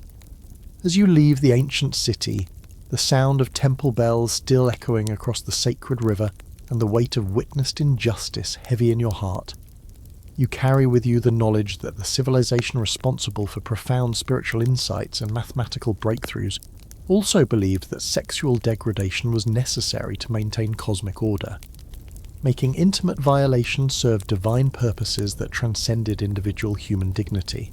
You stand before a towering fire altar in ancient Persepolis, where Zoroastrian priests tend eternal flames that have burned for centuries, and the stone reliefs of Darius and Xerxes watch over ceremonies that merge fire worship with judicial punishment. the Persian Empire. Master administrators who ruled from India to Greece developed a system of sexual punishment based on Zoroastrian beliefs about spiritual contamination and purification through fire. You're about to witness how the civilization that gave us the first declaration of human rights also believed that sexual degradation could cleanse criminals' souls before their execution. The Zoroastrian concept of druant, spiritual defilement, required elaborate purification rituals that often included sexual elements designed to prepare condemned criminals for judgment in the afterlife. You observe fire priests consulting the Avesta, their sacred text, to determine which forms of sexual violation would best cleanse different types of spiritual contamination. Murder required different sexual purification than theft. Treason demanded different intimate rituals than blasphemy, with each crime's sexual punishment carefully calibrated to restore cosmic balance. The theological sophistication of Persian sexual punishment centered around dualistic beliefs about good and evil, light and darkness, purity and contamination. You discover that Zoroastrian doctrine taught that certain crimes created spiritual pollution so severe that only extreme measures, including ritualized sexual degradation, could burn away the contamination and allow the criminal's soul to face Ahura Mazda's judgment with any hope of salvation. What strikes you as particularly disturbing is how Persian sexual punishment often involved sacred fire itself, with condemned criminals subjected to sexual violation using heated metal objects, molten substances, or flames applied to intimate body parts.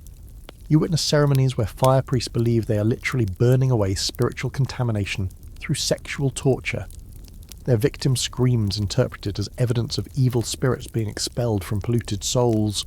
The seasonal timing of Persian sexual punishment followed the Zoroastrian religious calendar, with different festivals requiring different forms of purification ritual. You observe how the spring celebration of Nowruz involved sexual cleansing ceremonies for criminals convicted during winter.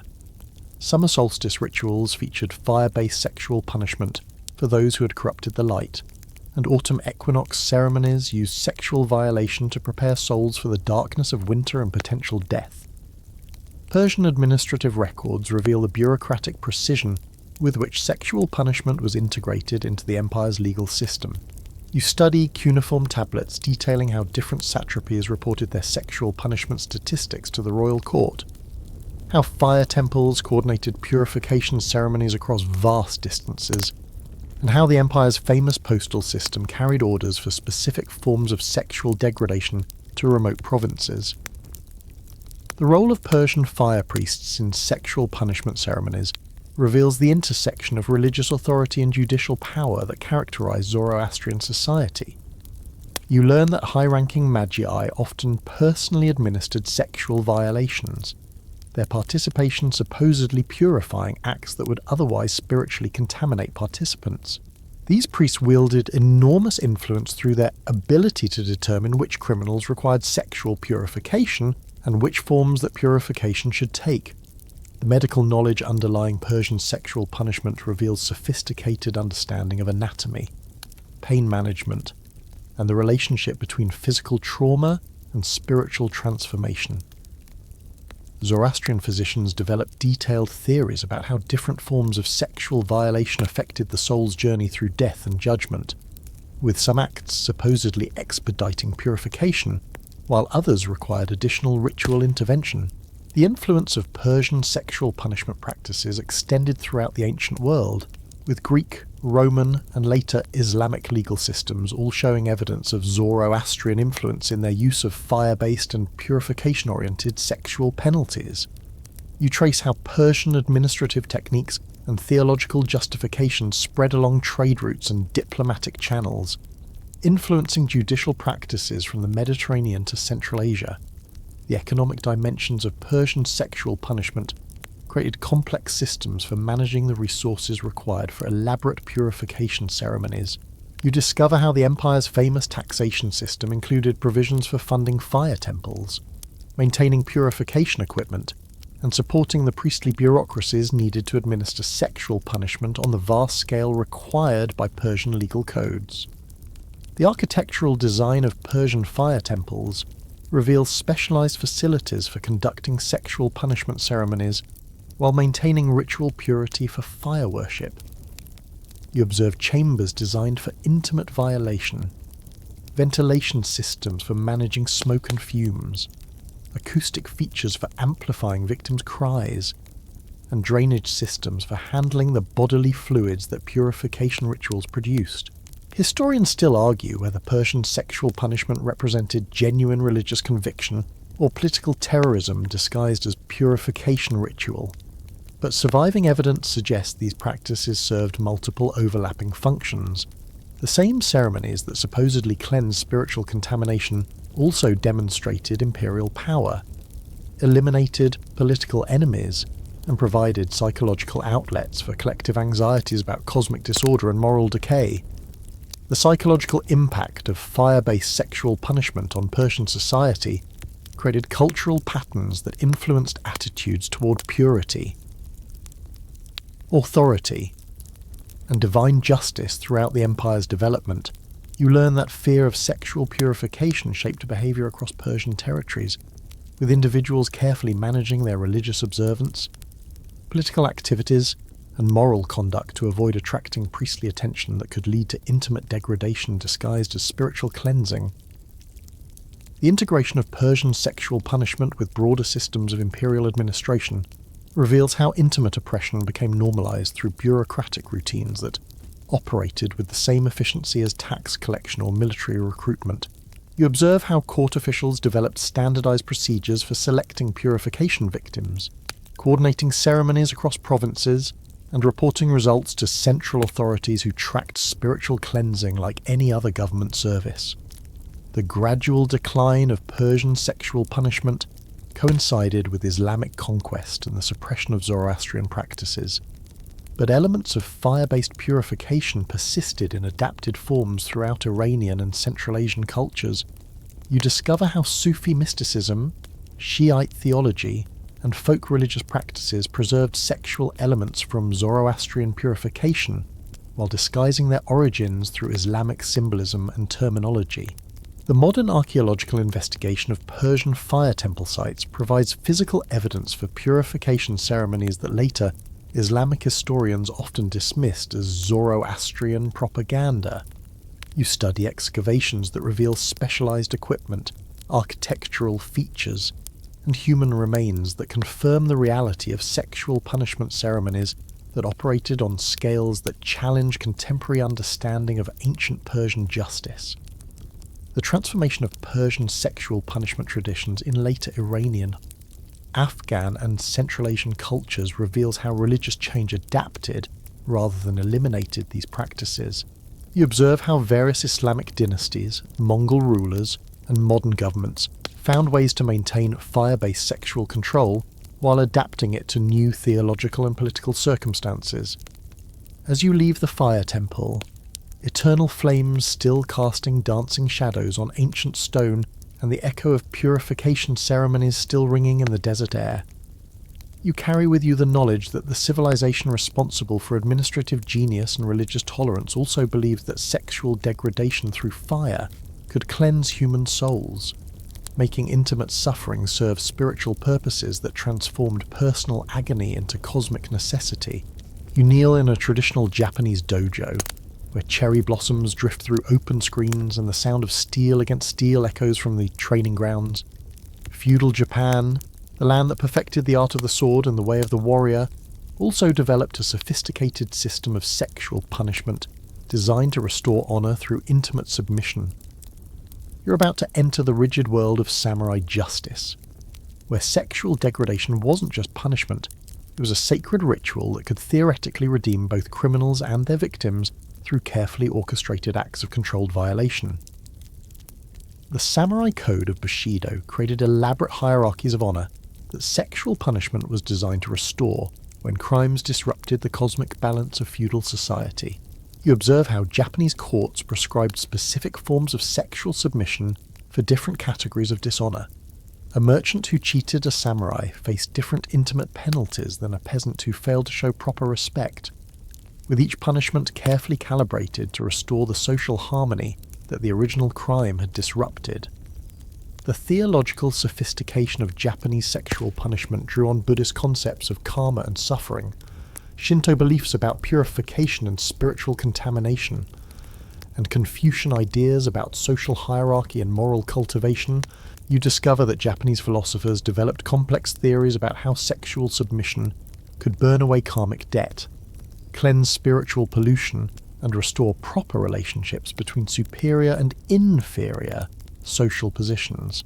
What strikes you as particularly ritualized is how Japanese sexual punishment often involved elaborate ceremonies that transformed intimate violation into aesthetic performance. You witness punishments conducted according to strict protocols involving specific clothing, seasonal timing, and artistic arrangements that made sexual degradation seem like tragic theatre rather than crude cruelty. The Japanese capacity for finding beauty in suffering extended even to judicial rape. The seasonal timing of Japanese sexual punishment followed both Buddhist religious calendars and agricultural cycles that integrated intimate degradation into the rhythms of feudal life. You observe how spring ceremonies involved sexual punishments designed to ensure good harvests. Summer rituals featured violations that supposedly protected communities from natural disasters. And autumn punishments prepared souls for winter hardships through purifying submission. The role of samurai women in sexual punishment ceremonies reveals complex attitudes toward feminine honor and masculine authority that transcended simple gender oppression. You learn that high-ranking women often supervise the sexual degradation of lower-class criminals, their participation supposedly purifying acts that would otherwise contaminate samurai honor. These women wielded significant power through their ability to determine appropriate forms of intimate submission for different categories of crime. Japanese artistic traditions preserved disturbing records of sexual punishment in woodblock prints, scroll paintings, and dramatic performances that celebrated honor restoration through intimate imagery. You study artworks that depict sexual submission scenes involving samurai, merchants, peasants, and criminals, their aesthetic treatment suggesting these weren't merely erotic entertainment, but educational displays teaching proper social relationships through sexual symbolism. The medical knowledge underlying Japanese sexual punishment reveals sophisticated understanding of both physical and psychological control techniques developed through centuries of warrior culture. Japanese physicians created detailed theories about how different forms of sexual submission affected spiritual development, social status, and personal honor, with some acts supposedly elevating both participants, while others required additional purification to prevent contamination. The economic dimensions of Japanese sexual punishment created complex systems for managing the resources required for elaborate honor restoration ceremonies. You discover how feudal domains funded sexual punishment facilities, maintained specialized equipment, and supported the administrative bureaucracies needed to coordinate intimate degradation across Japan's highly stratified social system. The integration of sexual punishment with Japanese concepts of ritual suicide reveals how intimate submission sometimes served as alternative to seppuku for criminals whose families couldn't afford the honor of self-inflicted death. You observe cases where sexual degradation became a form of social death that preserved biological life while destroying personal identity, creating living ghosts who existed as warnings to others about the consequences of dishonor. The architectural design of Japanese punishment facilities reveals aesthetic sensibilities that found beauty in suffering and turned sexual degradation into artistic experience. You study buildings designed for intimate violation that incorporated traditional elements like tatami mats, sliding screens, and garden views that made sexual punishment ceremonies feel like tea ceremonies or flower arrangement displays rather than criminal penalties.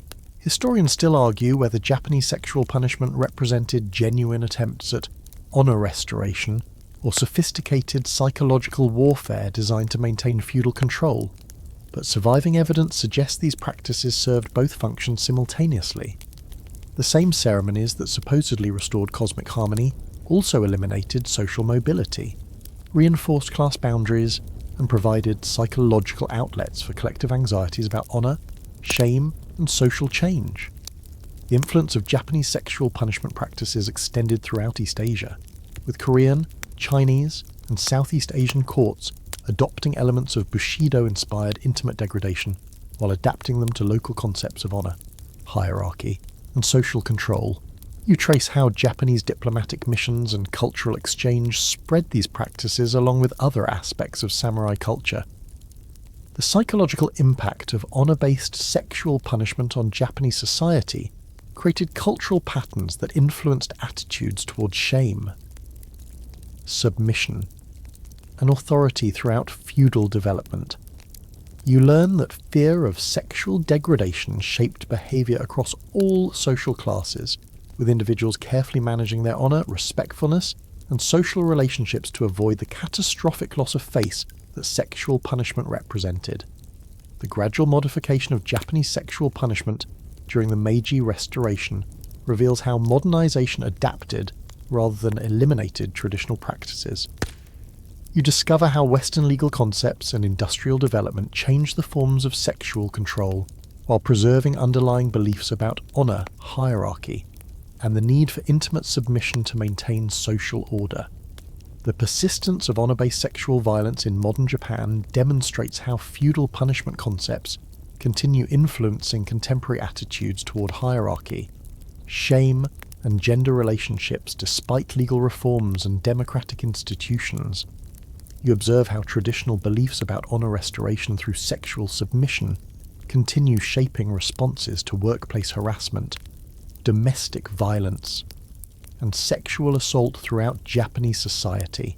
The transformation of Japanese sexual punishment traditions in martial arts, business culture, and popular entertainment reveals how historical practices evolved into modern forms of psychological and social control that retain sexual elements while abandoning their explicitly punitive character. You study how concepts of submission, honor, and hierarchical relationships developed in feudal punishment systems continue influencing contemporary Japanese social dynamics. The international influence of Japanese honor-based sexual concepts through manga, anime, and other cultural exports demonstrates how historical punishment practices continue spreading globally in adapted forms that make intimate submission seem aesthetic, romantic, or entertaining rather than oppressive.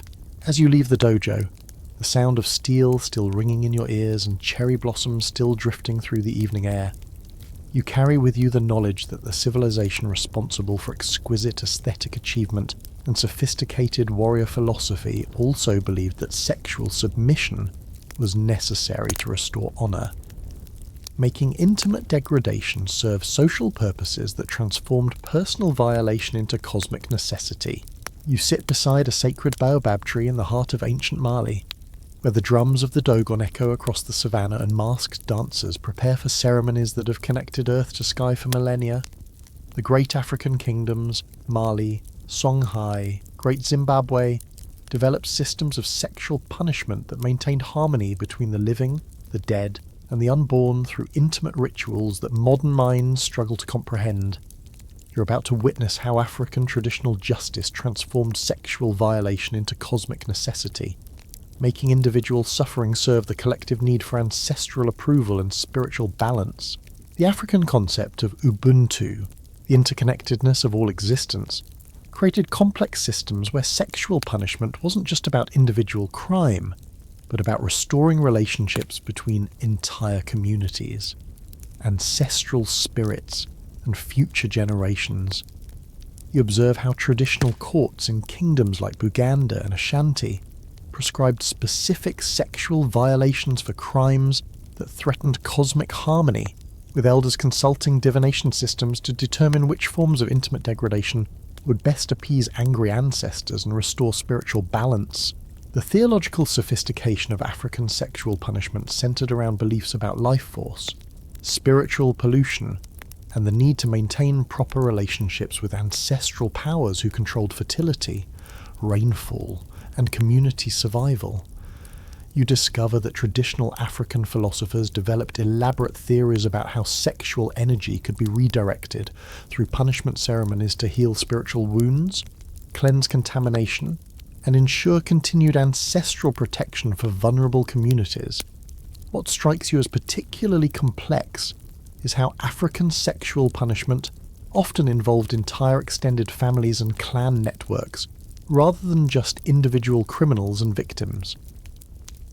You witness ceremonies where sexual violations are performed by representatives of different lineages, their participation supposedly distributing spiritual responsibility across community structures while ensuring that punishment serves broader social reconciliation rather than mere individual retribution.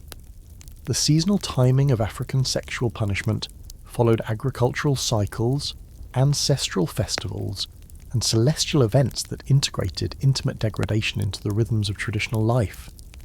You observe how different kingdoms scheduled sexual violations to coincide with planting seasons, harvest celebrations, and ceremonies honouring the dead, transforming individual punishment into community ritual that supposedly benefited everyone through restored cosmic harmony. The role of African women in sexual punishment ceremonies reveals complex power dynamics that often elevated female spiritual authority, even within seemingly patriarchal systems.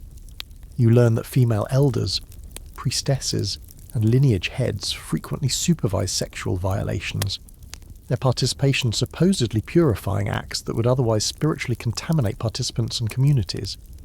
These women wielded significant influence through their ability to channel sexual energy into ancestral communication and cosmic healing.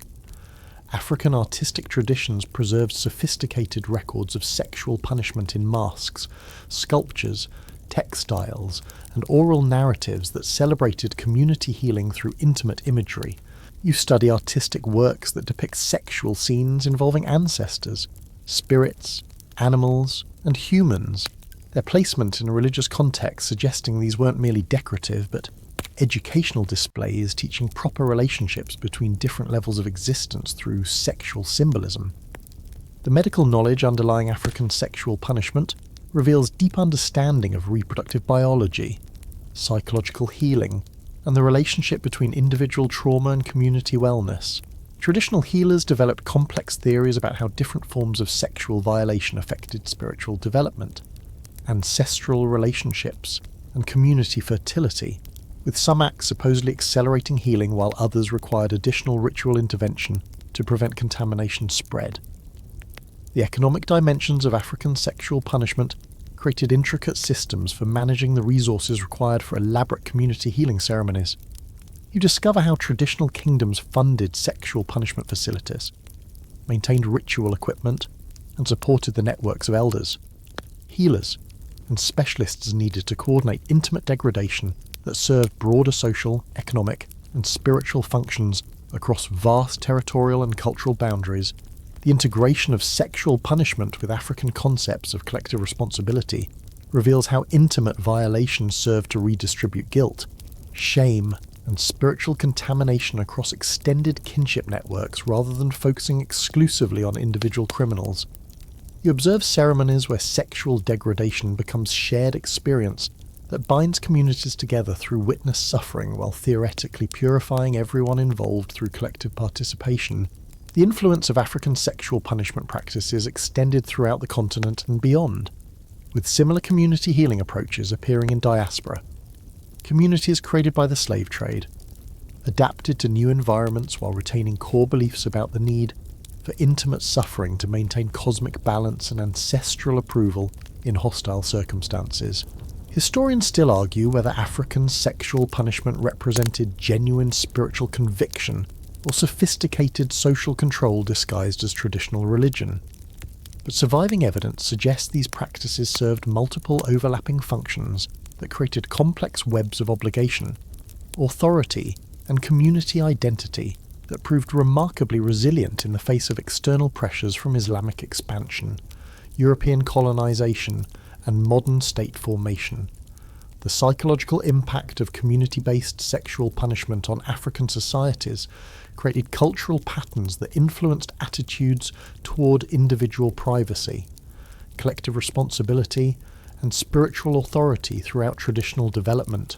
You learn that fear of sexual punishment shaped behavior across African communities, with individuals carefully managing their relationships with ancestors, elders, and community members to avoid attracting unwanted attention from traditional authorities empowered to impose intimate penalties. The architectural design of African traditional courts and ceremonial spaces reveals sophisticated understanding of how physical environments could facilitate sexual punishment while maintaining proper relationships between participants, observers, ancestral spirits, and natural forces. You observe specialized structures that incorporated elements like sacred trees, water sources, astronomical alignments, and acoustic features that transformed sexual degradation into cosmic communication, the gradual modification of African sexual punishment under Islamic influence. European colonization and modern state formation reveals how traditional justice systems adapted rather than disappeared when faced with external pressures. You discover how various African societies found ways to maintain community-healing sexual practices while disguising them through Islamic terminology. Christian symbolism, or secular legal frameworks that preserved underlying spiritual logic, the persistence of traditional sexual punishment concepts in contemporary African societies demonstrates how ancestral justice systems continue influencing modern attitudes toward individual rights. Collective responsibility and spiritual authority despite constitutional protections, international human rights law, and urbanization processes that have fundamentally altered traditional community structures and belief systems, the transformation of African sexual punishment traditions in diaspora communities reveals how forced migration, slavery, and cultural suppression adapted rather than eliminated these practices, with elements surviving in religious traditions, folk customs, and community organization patterns that retained sexual elements while adapting to new circumstances and legal constraints. As you rise from beneath the baobab tree, the sound of ancestral drums still echoing across the savannah, and the weight of cosmic responsibility heavy on your shoulders, you carry with you the knowledge that the civilizations responsible for sophisticated philosophy, mathematical innovation, and architectural achievement also believed that sexual degradation was necessary to maintain harmony between the living and the dead. Making intimate suffering serve purposes that transcended individual dignity in favour of collective spiritual survival. You climb the treacherous paths of Machu Picchu, where mist shrouds ancient terraces and the ghost of Incan civilization still haunts peaks that touch the sky itself. The Inca Empire, master engineers who built roads across impossible terrain and created administrative systems that governed millions without written language, also developed sexual punishment practices that merged intimate violation with mountain worship in ceremonies designed to appease the powerful spirits dwelling in the high Andes. You're about to witness how the children of the sun transformed sexual degradation into offerings for mountain gods who demanded human suffering to prevent earthquakes, avalanches, and cosmic catastrophe. The Incan concept of Aini, reciprocal obligation between humans and divine forces, created complex systems where sexual punishment served as payment for spiritual debts that entire communities owed to mountain spirits, weather gods, and ancestral powers. You observe how Incan priests consulted quipu recording devices and astronomical calculations to determine which forms of sexual violation would best satisfy divine creditors whose anger could destroy entire civilizations through natural disasters. The theological sophistication of Incan sexual punishment centered around beliefs about altitude, sacred geography, and the need to maintain proper relationships with Pachamama, Mother Earth, and Apu spirits dwelling in mountain peaks. You discover that Incan philosophers developed elaborate theories about how sexual energy released at specific altitudes could communicate with different levels of divine hierarchy, with violations performed at sea level serving different spiritual functions than those conducted on mountain summits. What strikes you as particularly calculated is how Incan sexual punishment often involved gradual ascent to higher altitudes, with condemned individuals subjected to different forms of intimate violation at each elevation level during ritual journeys that could last for weeks. You witness ceremonies where sexual degradation intensifies as altitude increases, the victim's suffering supposedly growing more spiritually valuable as they approach the realm of the mountain gods. The seasonal timing of Incan sexual punishment followed both astronomical observations and agricultural cycles that integrated intimate degradation into the rhythms of Andean life. You observe how winter solstice ceremonies involved sexual violations designed to ensure the sun's return. Spring equinox rituals featured degradation intended to guarantee successful planting. And harvest festivals included sexual punishment that supposedly thanked mountain spirits for agricultural abundance. The role of Incan priestesses in sexual punishment ceremonies reveals complex attitudes toward feminine divine power and cosmic fertility that elevated women's spiritual authority even within patriarchal imperial structures. You learn that high-ranking ACL-LAs, chosen women, often administered sexual violations to both male and female victims, their participation supposedly purifying acts that would otherwise anger mountain spirits and bring catastrophe to vulnerable Andean communities. Incan record-keeping systems preserved disturbing documentation of sexual punishment in their quipu knot records and architectural monuments that encoded intimate degradation into permanent imperial memory. You study quipu patterns that seem to record sexual violation statistics, tribute payments measured in human sexual suffering, and astronomical calculations that determined optimal timing for intimate offerings to mountain gods. The medical knowledge underlying Incan sexual punishment reveals sophisticated understanding of high-altitude physiology, psychological trauma, and the relationship between physical suffering and spiritual transformation. Incan healers developed detailed theories about how different forms of sexual violation affected the victim's ability to communicate with divine forces, with some acts supposedly enhancing spiritual receptivity while others required additional ritual intervention to prevent contamination. The economic dimensions of Incan sexual punishment created vast logistical networks throughout the empire for procuring, transporting, and managing victims drawn from conquered territories across the Andes. You discover administrative records detailing how the famous Incan road system facilitated the movement of sexual punishment victims from lowland provinces to high-altitude ceremonial sites, turning human degradation into another form of tribute that sustained imperial religious and political institutions. The integration of sexual punishment with Incan concepts of human sacrifice reveals how intimate violation often served as prelude to ritual killing, with victims subjected to sexual degradation before having their hearts removed on mountaintop altars. You observe ceremonies where sexual violation supposedly prepared souls for successful transition to the afterlife, while simultaneously satisfying mountain spirits' appetite for human suffering. The architectural design of Incan ceremonial sites reveals sophisticated engineering that facilitated sexual punishment while maximizing both spiritual impact and logistical efficiency. You study structures built at impossible altitudes that incorporated astronomical alignments, acoustic amplification, and specialized chambers designed for intimate violation, their construction requiring enormous human and material investment that demonstrates the Empire's commitment to sexual punishment as a central government function.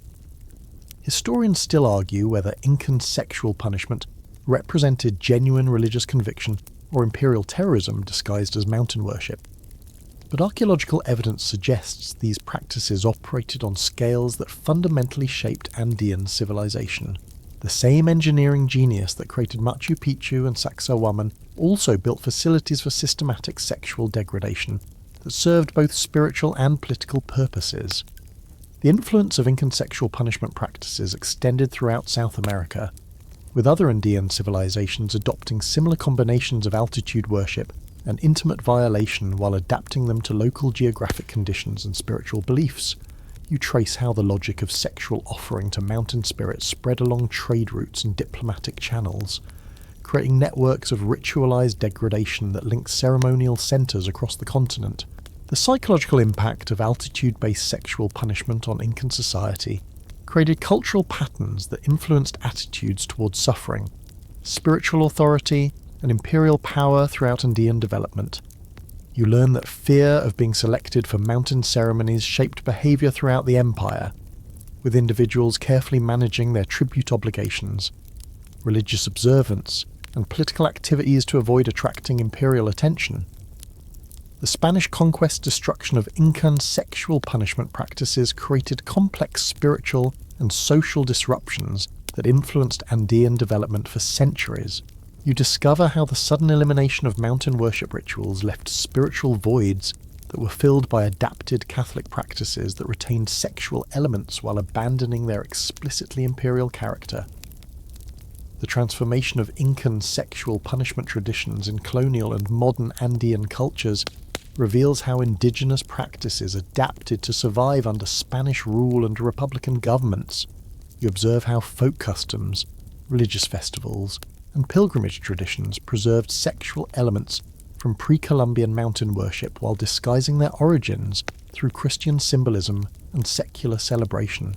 The modern archaeological investigation of Incan sexual punishment sites provides physical evidence for practices that Spanish chroniclers often dismissed as indigenous propaganda against native peoples. You study excavations at high-altitude ceremonial centres that reveal specialised equipment, architectural features, and human remains that confirm the reality of sexual punishment ceremonies conducted at scales that challenge contemporary understanding of Incan religious practices. As you descend from the sacred mountain, the mist still clinging to ancient stones and the echo of mountain spirits still whispering in the thin air, you carry with you the knowledge that the civilization responsible for architectural miracles and administrative genius also believed that sexual degradation was necessary to prevent cosmic catastrophe. Making intimate suffering serve purposes that connected human bodies to divine forces dwelling in the sky itself. You walk through the dark forests of ancient Germania, where towering pines filter moonlight into silver patterns, and the smoke of tribal fires mingles with mist rising from sacred springs. The Germanic tribes, Goths, Vandals, Saxons, and Franks, developed systems of sexual punishment that served to exile criminals from the protective bonds of kinship while marking them as spiritually contaminated beings who threatened the entire community's relationship with their gods. You're about to witness how early European forest peoples transformed sexual degradation into tribal boundary enforcement that could mean the difference between survival and destruction in harsh northern landscapes. The Germanic concept of friedlos outside the peace created elaborate systems where sexual punishment didn't just penalise individual crimes, but permanently expelled violators from the magical protection that clan membership provided. You observe how tribal assemblies prescribed specific forms of sexual degradation for crimes that threatened group survival, with violations designed not just to humiliate criminals, but to mark them as spiritually polluted beings whose presence would anger the gods and bring misfortune to innocent clan members. The theological sophistication of Germanic sexual punishment centered around beliefs about honor, kinship magic, and the need to maintain proper relationships with ancestral spirits who protected tribal territories from hostile forces, both natural and supernatural. You discover that Germanic wise women and shamans developed complex theories about how sexual contamination could spread through bloodlines like disease, requiring extreme measures to prevent spiritual pollution from destroying entire extended families and their divine protection. What strikes you as particularly ruthless is how Germanic sexual punishment often involved complete social death, with victims subjected to intimate degradation before being driven into the wilderness to face starvation, wild animals, or hostile neighbouring tribes. You witness ceremonies where sexual violation serves as final severance of kinship bonds, transforming clan members into non-persons who no longer exist in the social universe that determines survival in harsh northern environments. The seasonal timing of Germanic sexual punishment followed both agricultural cycles and religious festivals that integrated intimate degradation into the rhythms of tribal life. You observe how winter ceremonies involve sexual violations designed to expel contaminated individuals before the hungry months when clan solidarity became essential for survival, while summer rituals featured degradation intended to cleanse communities before harvest seasons, when divine favour determined food security. The role of Germanic women in sexual punishment ceremonies reveals complex power dynamics within tribal societies that often elevated female spiritual authority, even in warrior cultures dominated by male violence. You learn that wise women, clan mothers, and shield maidens frequently supervise sexual violations, their participation supposedly purifying acts that would otherwise contaminate participants and spread spiritual pollution throughout vulnerable tribal communities. Germanic legal traditions, preserved in later written codes, reveal sophisticated understanding of how sexual punishment served multiple social functions simultaneously. You study early medieval law texts that describe sexual degradation as both individual penalty and community protection, with violations designed to eliminate threats to tribal survival, while demonstrating the consequences of violating sacred bonds that held Germanic society together. The medical knowledge underlying Germanic sexual punishment reveals deep understanding of psychological trauma and social death that reflected centuries of experience managing survival in hostile environments.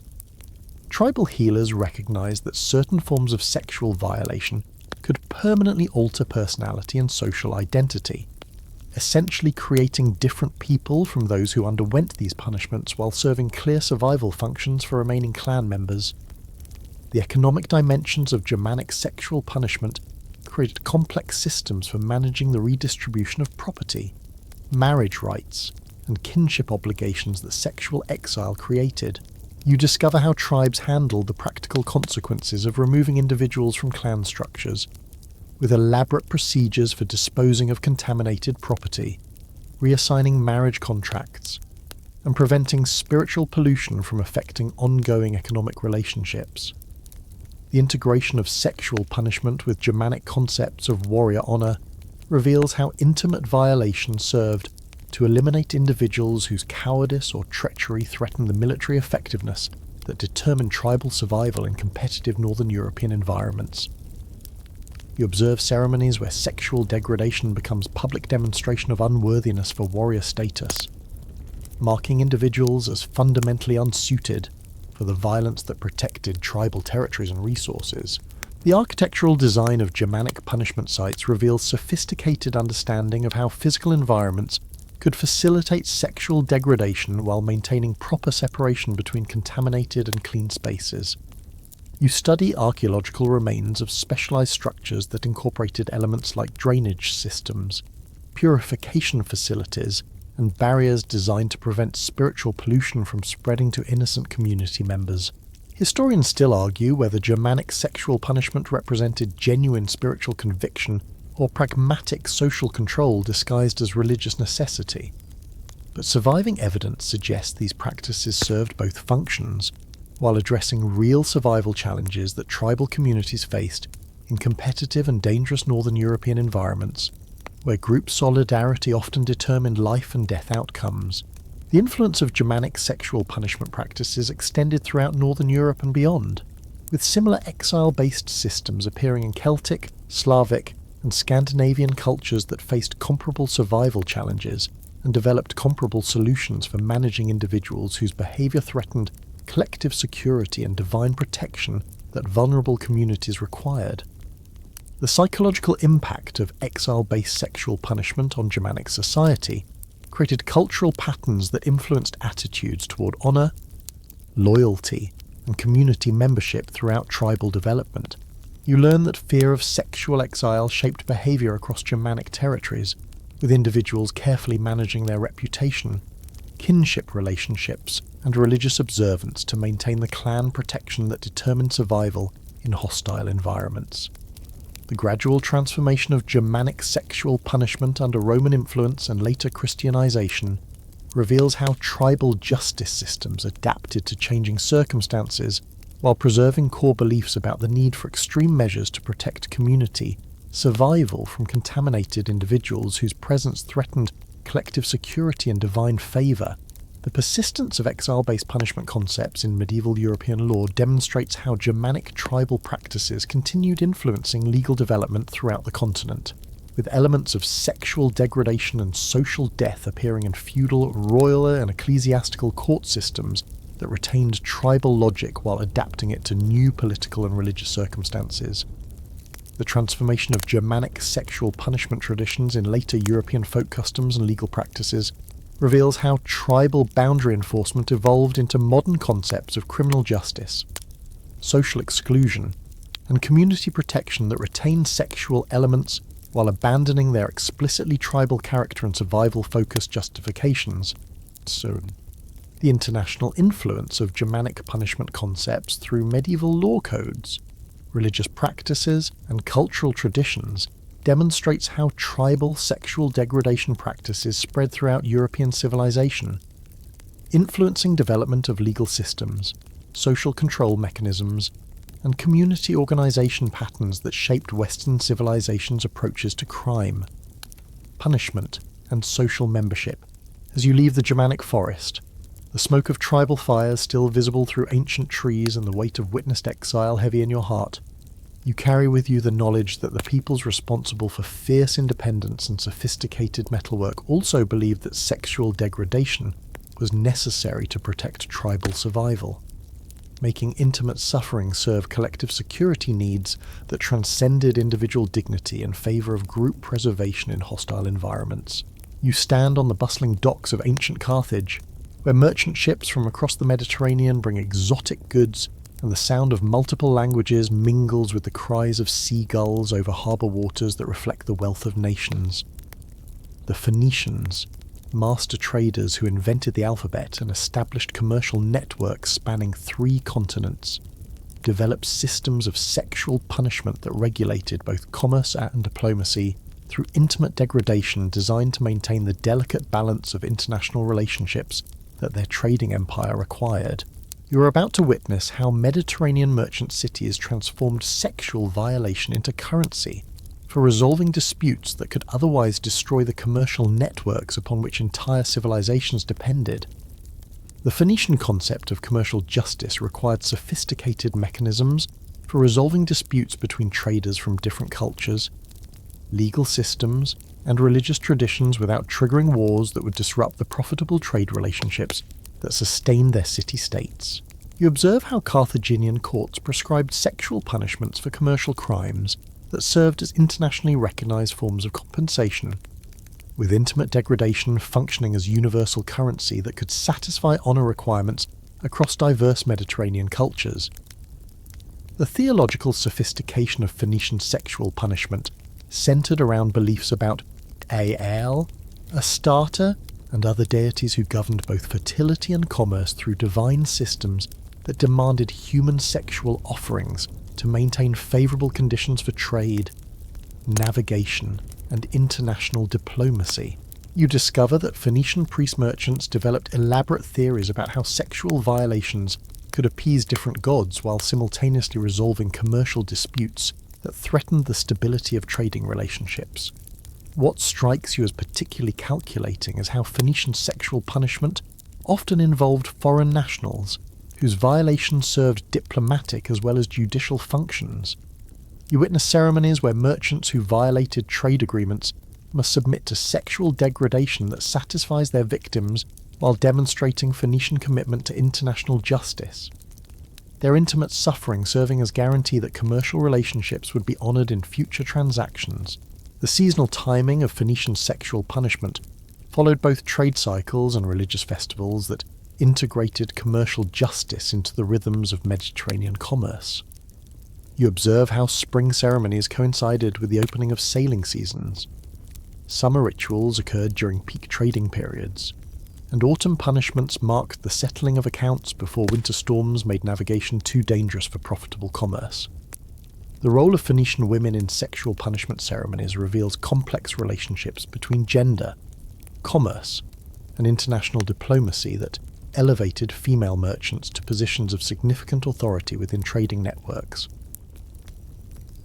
You learn that female traders, priestesses, and diplomatic wives often supervise sexual violations, their participation supposedly legitimizing acts that served both commercial and religious functions while maintaining the international relationships that sustained Phoenician prosperity. Phoenician record-keeping systems preserve detailed documentation of sexual punishment in their commercial archives and diplomatic correspondence that treated intimate degradation as a routine aspect of international business. You study papyrus documents that record sexual violation agreements, compensation schedules, and diplomatic protocols that integrated intimate punishment into the standard procedures for resolving disputes between trading partners from different cultures. The medical knowledge underlying Phoenician sexual punishment reveals sophisticated understanding of both physical health and psychological manipulation that reflected centuries of experience managing international relationships across diverse cultural boundaries. Phoenician physicians developed detailed theories about how different forms of sexual violation affected diplomatic relationships, commercial reputations, and the international standing that determined access to profitable trading opportunities. The economic dimensions of Phoenician sexual punishment created vast commercial networks throughout the Mediterranean for managing the logistics, compensation, and diplomatic consequences of intimate degradation that served broader commercial interests. You discover how Phoenician traders developed standardized procedures for procuring victims, conducting ceremonies, and managing the aftermath of sexual punishments that functioned as essential components of international commerce. The integration of sexual punishment with Phoenician concepts of international law reveals how intimate violation served to create binding agreements between different legal systems that had no other mechanisms for enforcing contracts across cultural boundaries. You observe how sexual degradation became a form of international jurisprudence that transcended local customs while satisfying honour requirements from multiple cultural traditions simultaneously.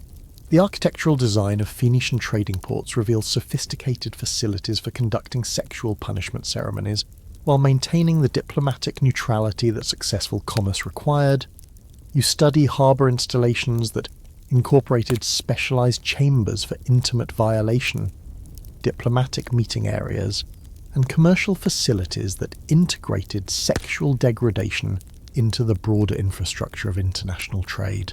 Historians still argue whether Phoenician sexual punishment represented genuine attempts at international justice or sophisticated commercial manipulation disguised as diplomatic necessity. But surviving evidence suggests these practices served multiple overlapping functions that created complex webs of obligation, authority, and mutual dependence that proved remarkably effective at maintaining profitable relationships across cultural boundaries.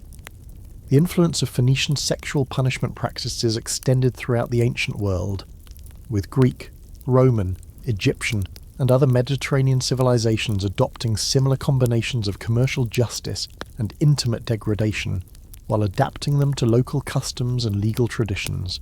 You trace how Phoenician diplomatic innovation spread along trade routes, influencing development of international law and commercial practices throughout the ancient world, the psychological impact of commercial sexual punishment on Mediterranean society, created cultural patterns that influenced attitudes toward international relationships, commercial honour, and diplomatic authority throughout ancient development. You learn that fear of sexual punishment shaped behaviour across trading networks, with merchants carefully managing their commercial relationships, contractual obligations, and international reputations to maintain access to profitable markets.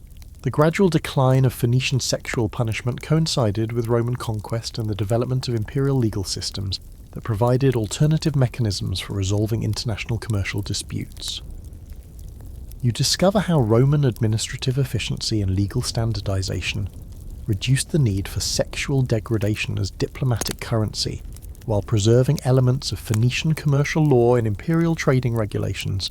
The transformation of Phoenician sexual punishment traditions in later Mediterranean commercial law reveals how ancient trading practices evolved into modern concepts of international commerce, diplomatic immunity, and commercial arbitration that retains sexual elements in adapted forms while abandoning their explicitly punitive character and religious justifications. The persistence of commercial sexual punishment concepts in medieval and modern trading systems demonstrates how Phoenician innovations continued influencing international business relationships, with elements of intimate degradation appearing in various forms of commercial penalty, diplomatic sanction, and international arbitration that preserved underlying logic while adapting to new circumstances. The international influence of Phoenician punishment concepts through alphabet dissemination, commercial law development, and diplomatic tradition establishment demonstrates how ancient sexual degradation practices spread throughout Mediterranean civilization and beyond, influencing development of writing systems, legal codes, and international relationship management that shaped Western civilization's approaches to commerce, diplomacy, and cross-cultural interaction. As you leave the Phoenician harbour, the sound of international commerce still echoing across ancient waters and the weight of witnessed injustice heavy in your merchant's heart. You carry with you the knowledge that the civilization responsible for alphabetic writing and international trade also believed that sexual degradation was necessary currency for maintaining commercial relationships. Making intimate suffering serve economic purposes that transcended individual dignity in favour of profitable international commerce. You ride across the endless steppes of Central Asia, where the horizon stretches beyond imagination and the thunder of hoofbeats echoes across grasslands that have witnessed the rise and fall of the world's largest land empire. The Mongols, master horsemen who conquered territories from China to Eastern Europe, developed systems of sexual punishment that served as psychological warfare designed to break enemy resistance and facilitate the rapid assimilation of conquered populations into their nomadic empire. You're about to witness how the descendants of Genghis Khan transformed intimate violation into imperial strategy that could subjugate entire civilizations through terror more effectively than armies alone. The Mongol concept of YAM, the Imperial Communication and Administrative System, included sophisticated protocols for using sexual degradation as a tool of conquest and population control. You observe how Mongol commanders prescribed specific forms of intimate violation for different categories of resistance, with sexual punishments designed not just to penalize individual enemies, but to destroy the cultural cohesion and fighting spirit of entire conquered peoples through systematic psychological trauma. The theological sophistication of Mongol sexual punishment drew on shamanic beliefs about spiritual power, cosmic harmony, and the divine mandate that supposedly justified their world conquest. You discover that Mongol shamans developed elaborate theories about how sexual violation could transfer spiritual authority from conquered peoples to Mongol rulers, with intimate degradation serving as ritual mechanism for absorbing the divine favour that had previously protected enemy civilizations. What strikes you as particularly systematic is how Mongol sexual punishment operated according to detailed military manuals that prescribed different forms of intimate violation for different strategic objectives. You witness the implementation of sexual degradation protocols designed to eliminate local leadership, terrorize civilian populations, force cultural assimilation, and demonstrate Mongol supremacy through the most intimate possible domination of conquered enemies. The seasonal timing of Mongol sexual punishment followed both military campaigns and religious ceremonies that integrated intimate degradation into the rhythms of nomadic warfare. You observe how spring campaigns included sexual violations designed to terrorize farming populations during planting season. Summer conquests featured degradation intended to break enemy morale during fighting season, and winter encampments used sexual punishment to consolidate control over newly conquered territories. The role of Mongol women in sexual punishment reveals complex power dynamics within nomadic society that often elevated female authority, even within male-dominated warrior culture. You learn that Mongol noblewomen, shamans, and military commanders frequently supervised sexual violations of conquered enemies, their participation supposedly legitimizing acts that served both military and spiritual functions while demonstrating total Mongol dominance over defeated civilizations. Mongol administrative records preserved in Chinese. Persian and Arabic sources document the systematic nature of sexual punishment campaigns that operated with the same efficiency as other aspects of imperial administration. You study documents that describe sexual violation quotas, specialized military units trained for intimate warfare, and bureaucratic procedures for managing the psychological trauma that sexual punishment inflicted on conquered populations. The medical knowledge underlying Mongol sexual punishment reveals sophisticated understanding of psychological warfare and population control techniques that reflected centuries of nomadic experience managing relationships with settled civilizations. Mongol healers and shamans recognized that certain forms of sexual violation could permanently alter cultural identity and political resistance, essentially transforming entire peoples through systematic intimate degradation. The economic dimensions of Mongol sexual punishment created vast logistical networks throughout the empire for managing the resources required for systematic sexual warfare campaigns. You discover how the famous Mongol postal system facilitated coordination of sexual punishment operations across enormous distances, with specialized personnel, equipment, and supplies transported along the same routes that carried diplomatic correspondence and military intelligence.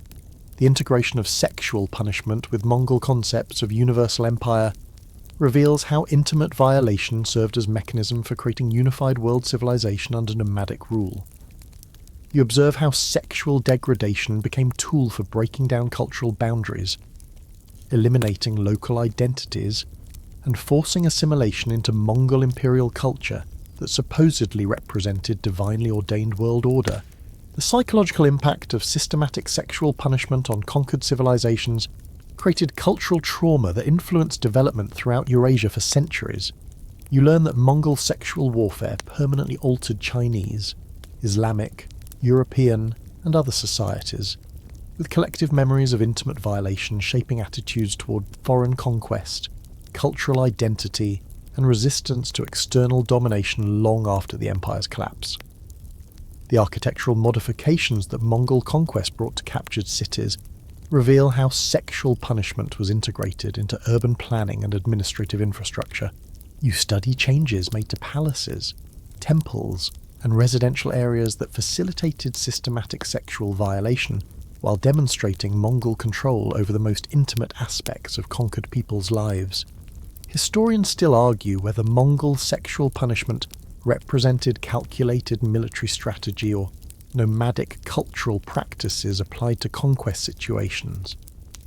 But surviving evidence suggests these practices served both functions while addressing real challenges of governing sedentary populations that vastly outnumbered their nomadic conquerors and possessed different cultural values, legal systems, and religious traditions. The influence of Mongol sexual punishment practices extended far beyond their empire's borders, with European, Islamic, Chinese, and other civilizations adapting nomadic techniques for their own conquest and population control purposes. You trace how Mongol innovations in psychological warfare spread throughout Eurasia, influencing military doctrine, imperial administration, and population management strategies that retained sexual elements while adapting to local conditions. The gradual decline of Mongol sexual punishment coincided with the empire's fragmentation and the assimilation of nomadic rulers into settled civilizations that provided alternative mechanisms for population control and cultural assimilation. You discover how Chinese, Persian, and other administrative traditions gradually replaced nomadic sexual warfare with bureaucratic systems that achieved similar results through different methods. The transformation of Mongol sexual punishment traditions in successor states reveals how nomadic conquest practices evolved into settled imperial systems that retained psychological warfare elements while adapting them to agricultural societies and urban civilizations that operated according to different principles than steppe nomadism. The persistence of Mongol sexual punishment concepts in later Central Asian, Chinese, Russian, and Middle Eastern political systems demonstrates how nomadic innovations continued influencing imperial administration, military doctrine, and population control strategies throughout Eurasian development, with elements appearing in various forms of state terror, cultural assimilation, and conquest techniques. The international influence of Mongol punishment concepts through empire building, military technology transfer, and cultural exchange demonstrates how nomadic sexual warfare practices spread throughout the known world, influencing development of psychological warfare. Population control techniques and imperial administration systems that shaped later civilizations' approaches to conquest. Assimilation and political control. As you ride away from the steppe encampment, the echo of thundering hooves still reverberating across endless grasslands, and the weight of imperial terror heavy in your nomadic heart.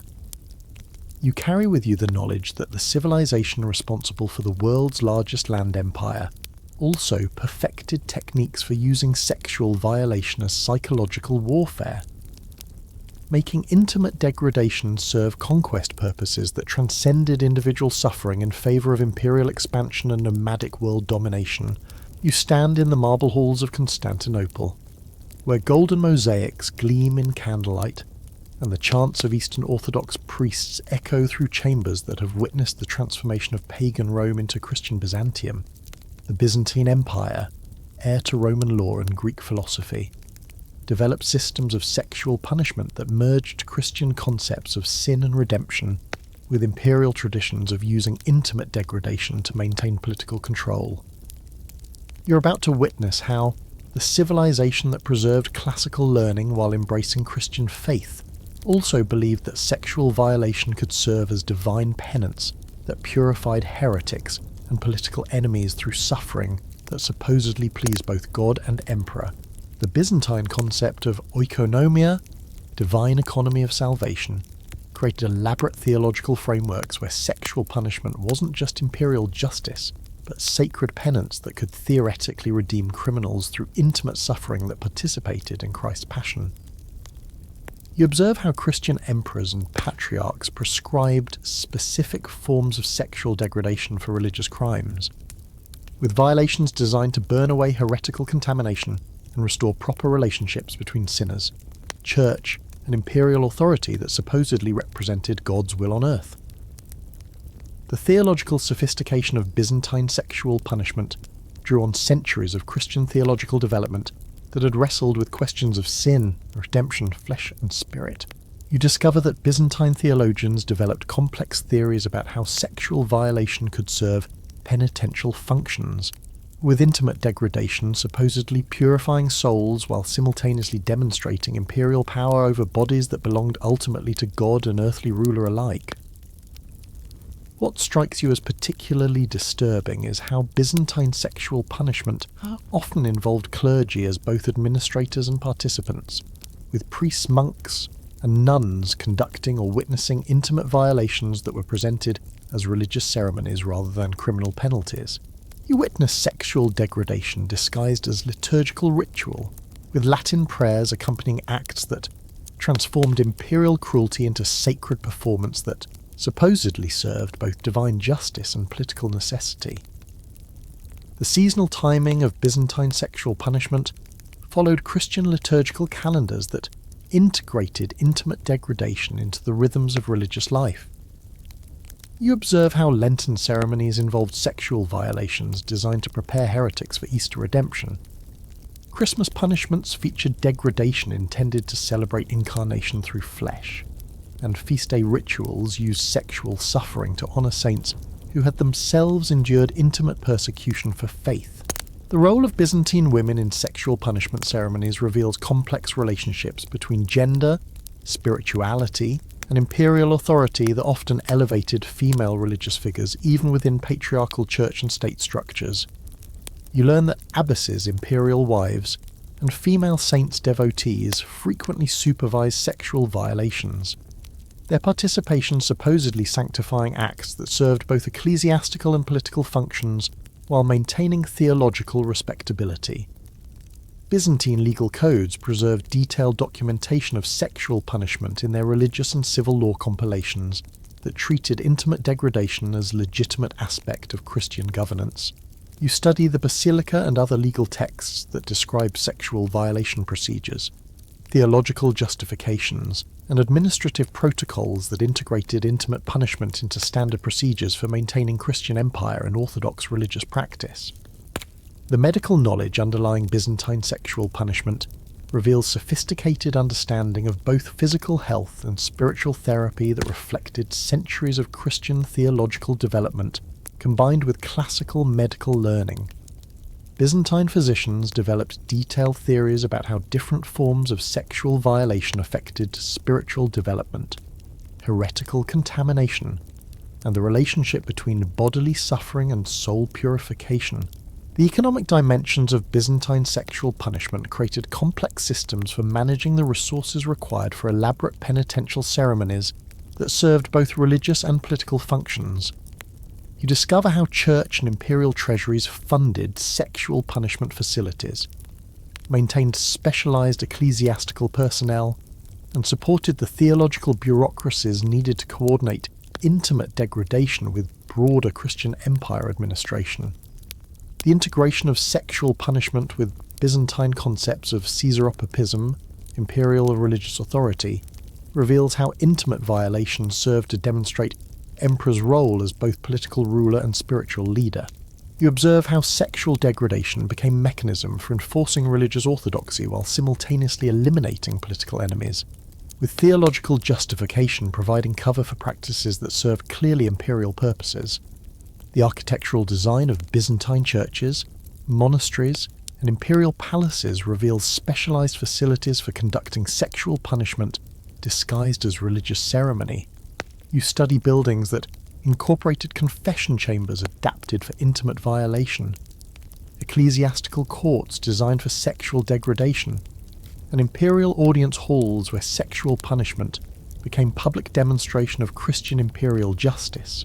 The artistic traditions of Byzantine Christianity preserve disturbing records of sexual punishment in their religious art, manuscript illuminations, and liturgical objects that celebrated redemption through suffering. You examine mosaics, icons, and illustrated texts that depict sexual violation scenes involving saints, heretics, and imperial enemies. Their placement in religious context suggesting these weren't merely decorative but theological statements about redemptive suffering. Historians still argue whether Byzantine sexual punishment represented genuine Christian conviction or cynical political manipulation disguised as religious necessity.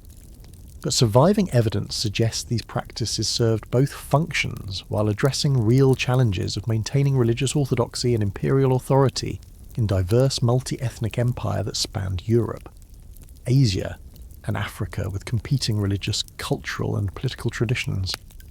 The influence of Byzantine sexual punishment practices extended throughout Orthodox Christianity and beyond, with Russian, Balkan, Middle Eastern, and other Christian societies adopting similar combinations of religious penance and intimate degradation. While adapting them to local customs and political circumstances, you trace how Byzantine innovations spread along trade routes, diplomatic channels, and missionary activities that carried Christian civilization to new territories. The psychological impact of Christian sexual punishment on Byzantine society created cultural patterns that influenced attitudes towards sin, redemption, imperial authority, and bodily integrity throughout Orthodox development. You learn that fear of sexual penance shaped behavior throughout the empire, with individuals carefully managing their religious observance, political activities, and theological beliefs to avoid attracting church or imperial attention. The gradual decline of Byzantine sexual punishment coincided with Ottoman conquest and theological developments that provided alternative approaches to heresy, political opposition, and religious discipline. You discover how Islamic rule and reformed Christian practices gradually replaced intimate degradation with other forms of religious and political control, while preserving elements of Byzantine legal and theological tradition.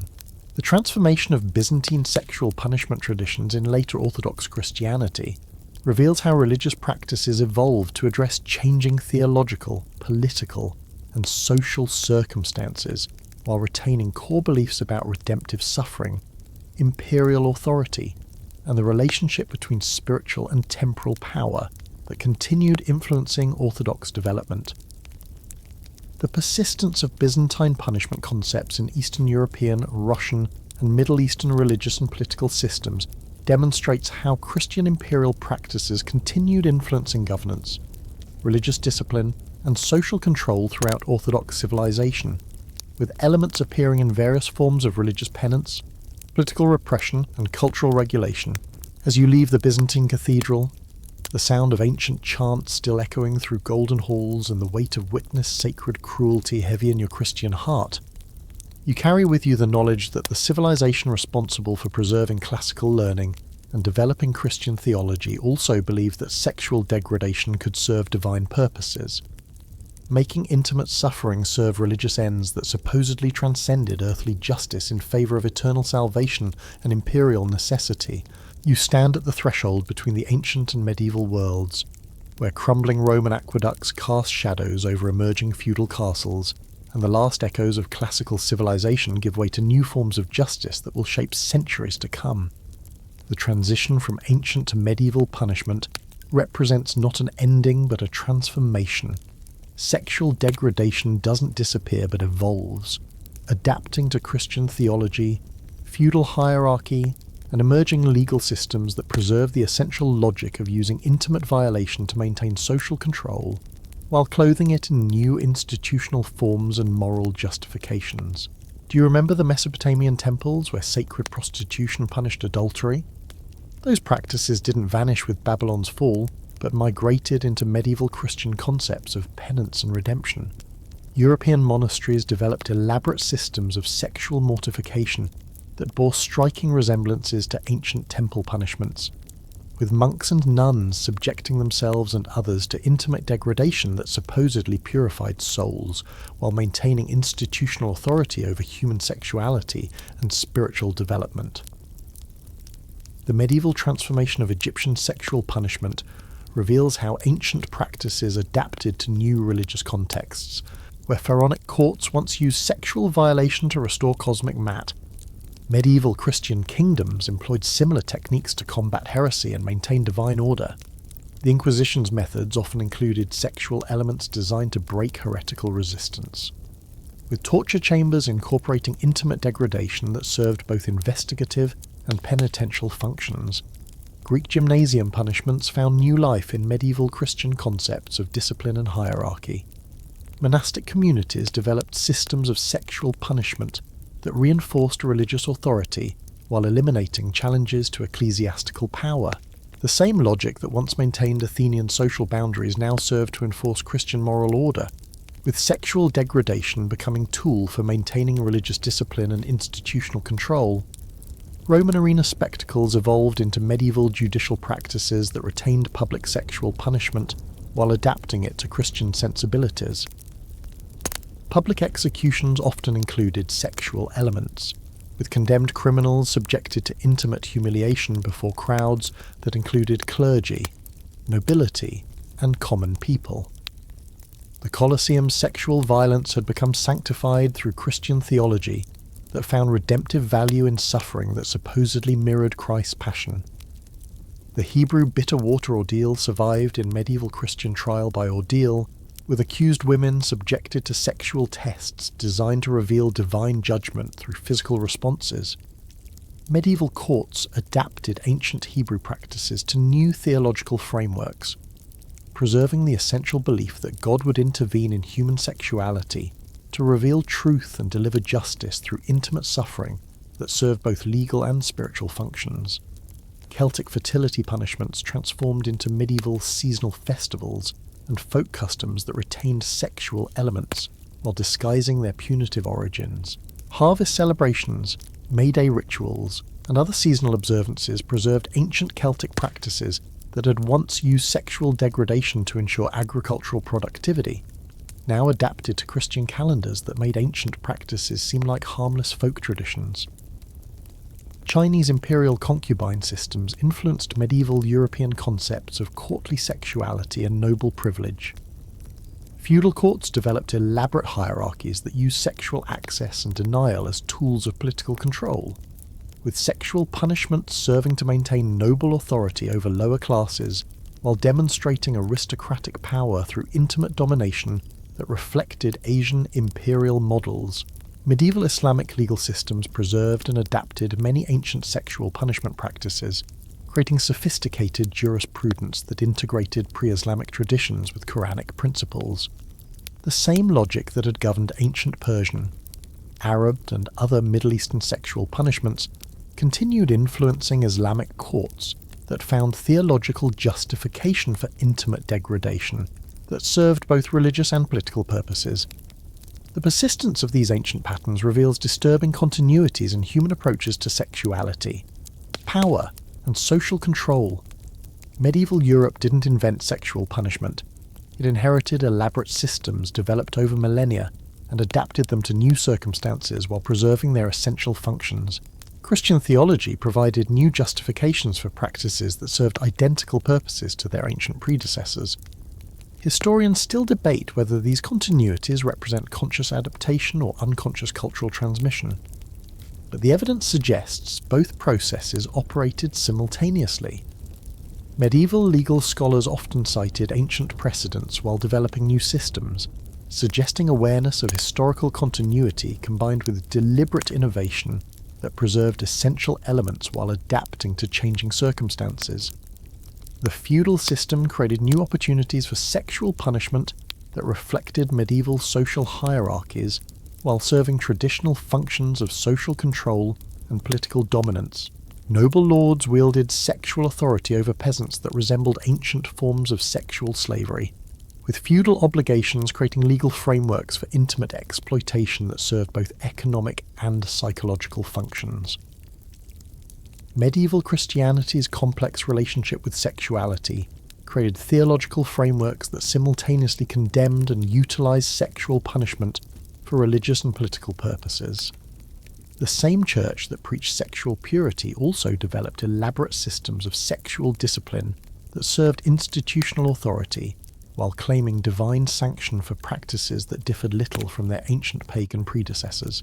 The emergence of medieval universities and legal scholarship created intellectual frameworks that preserved ancient sexual punishment concepts while adapting them to new theological and philosophical systems.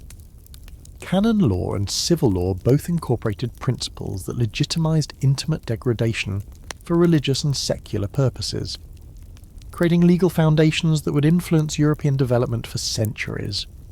The transformation of ancient sexual punishment into medieval practices represents one of history's most successful examples of institutional adaptation, demonstrating how fundamental human patterns of domination and control can survive radical changes in religion, politics, and culture.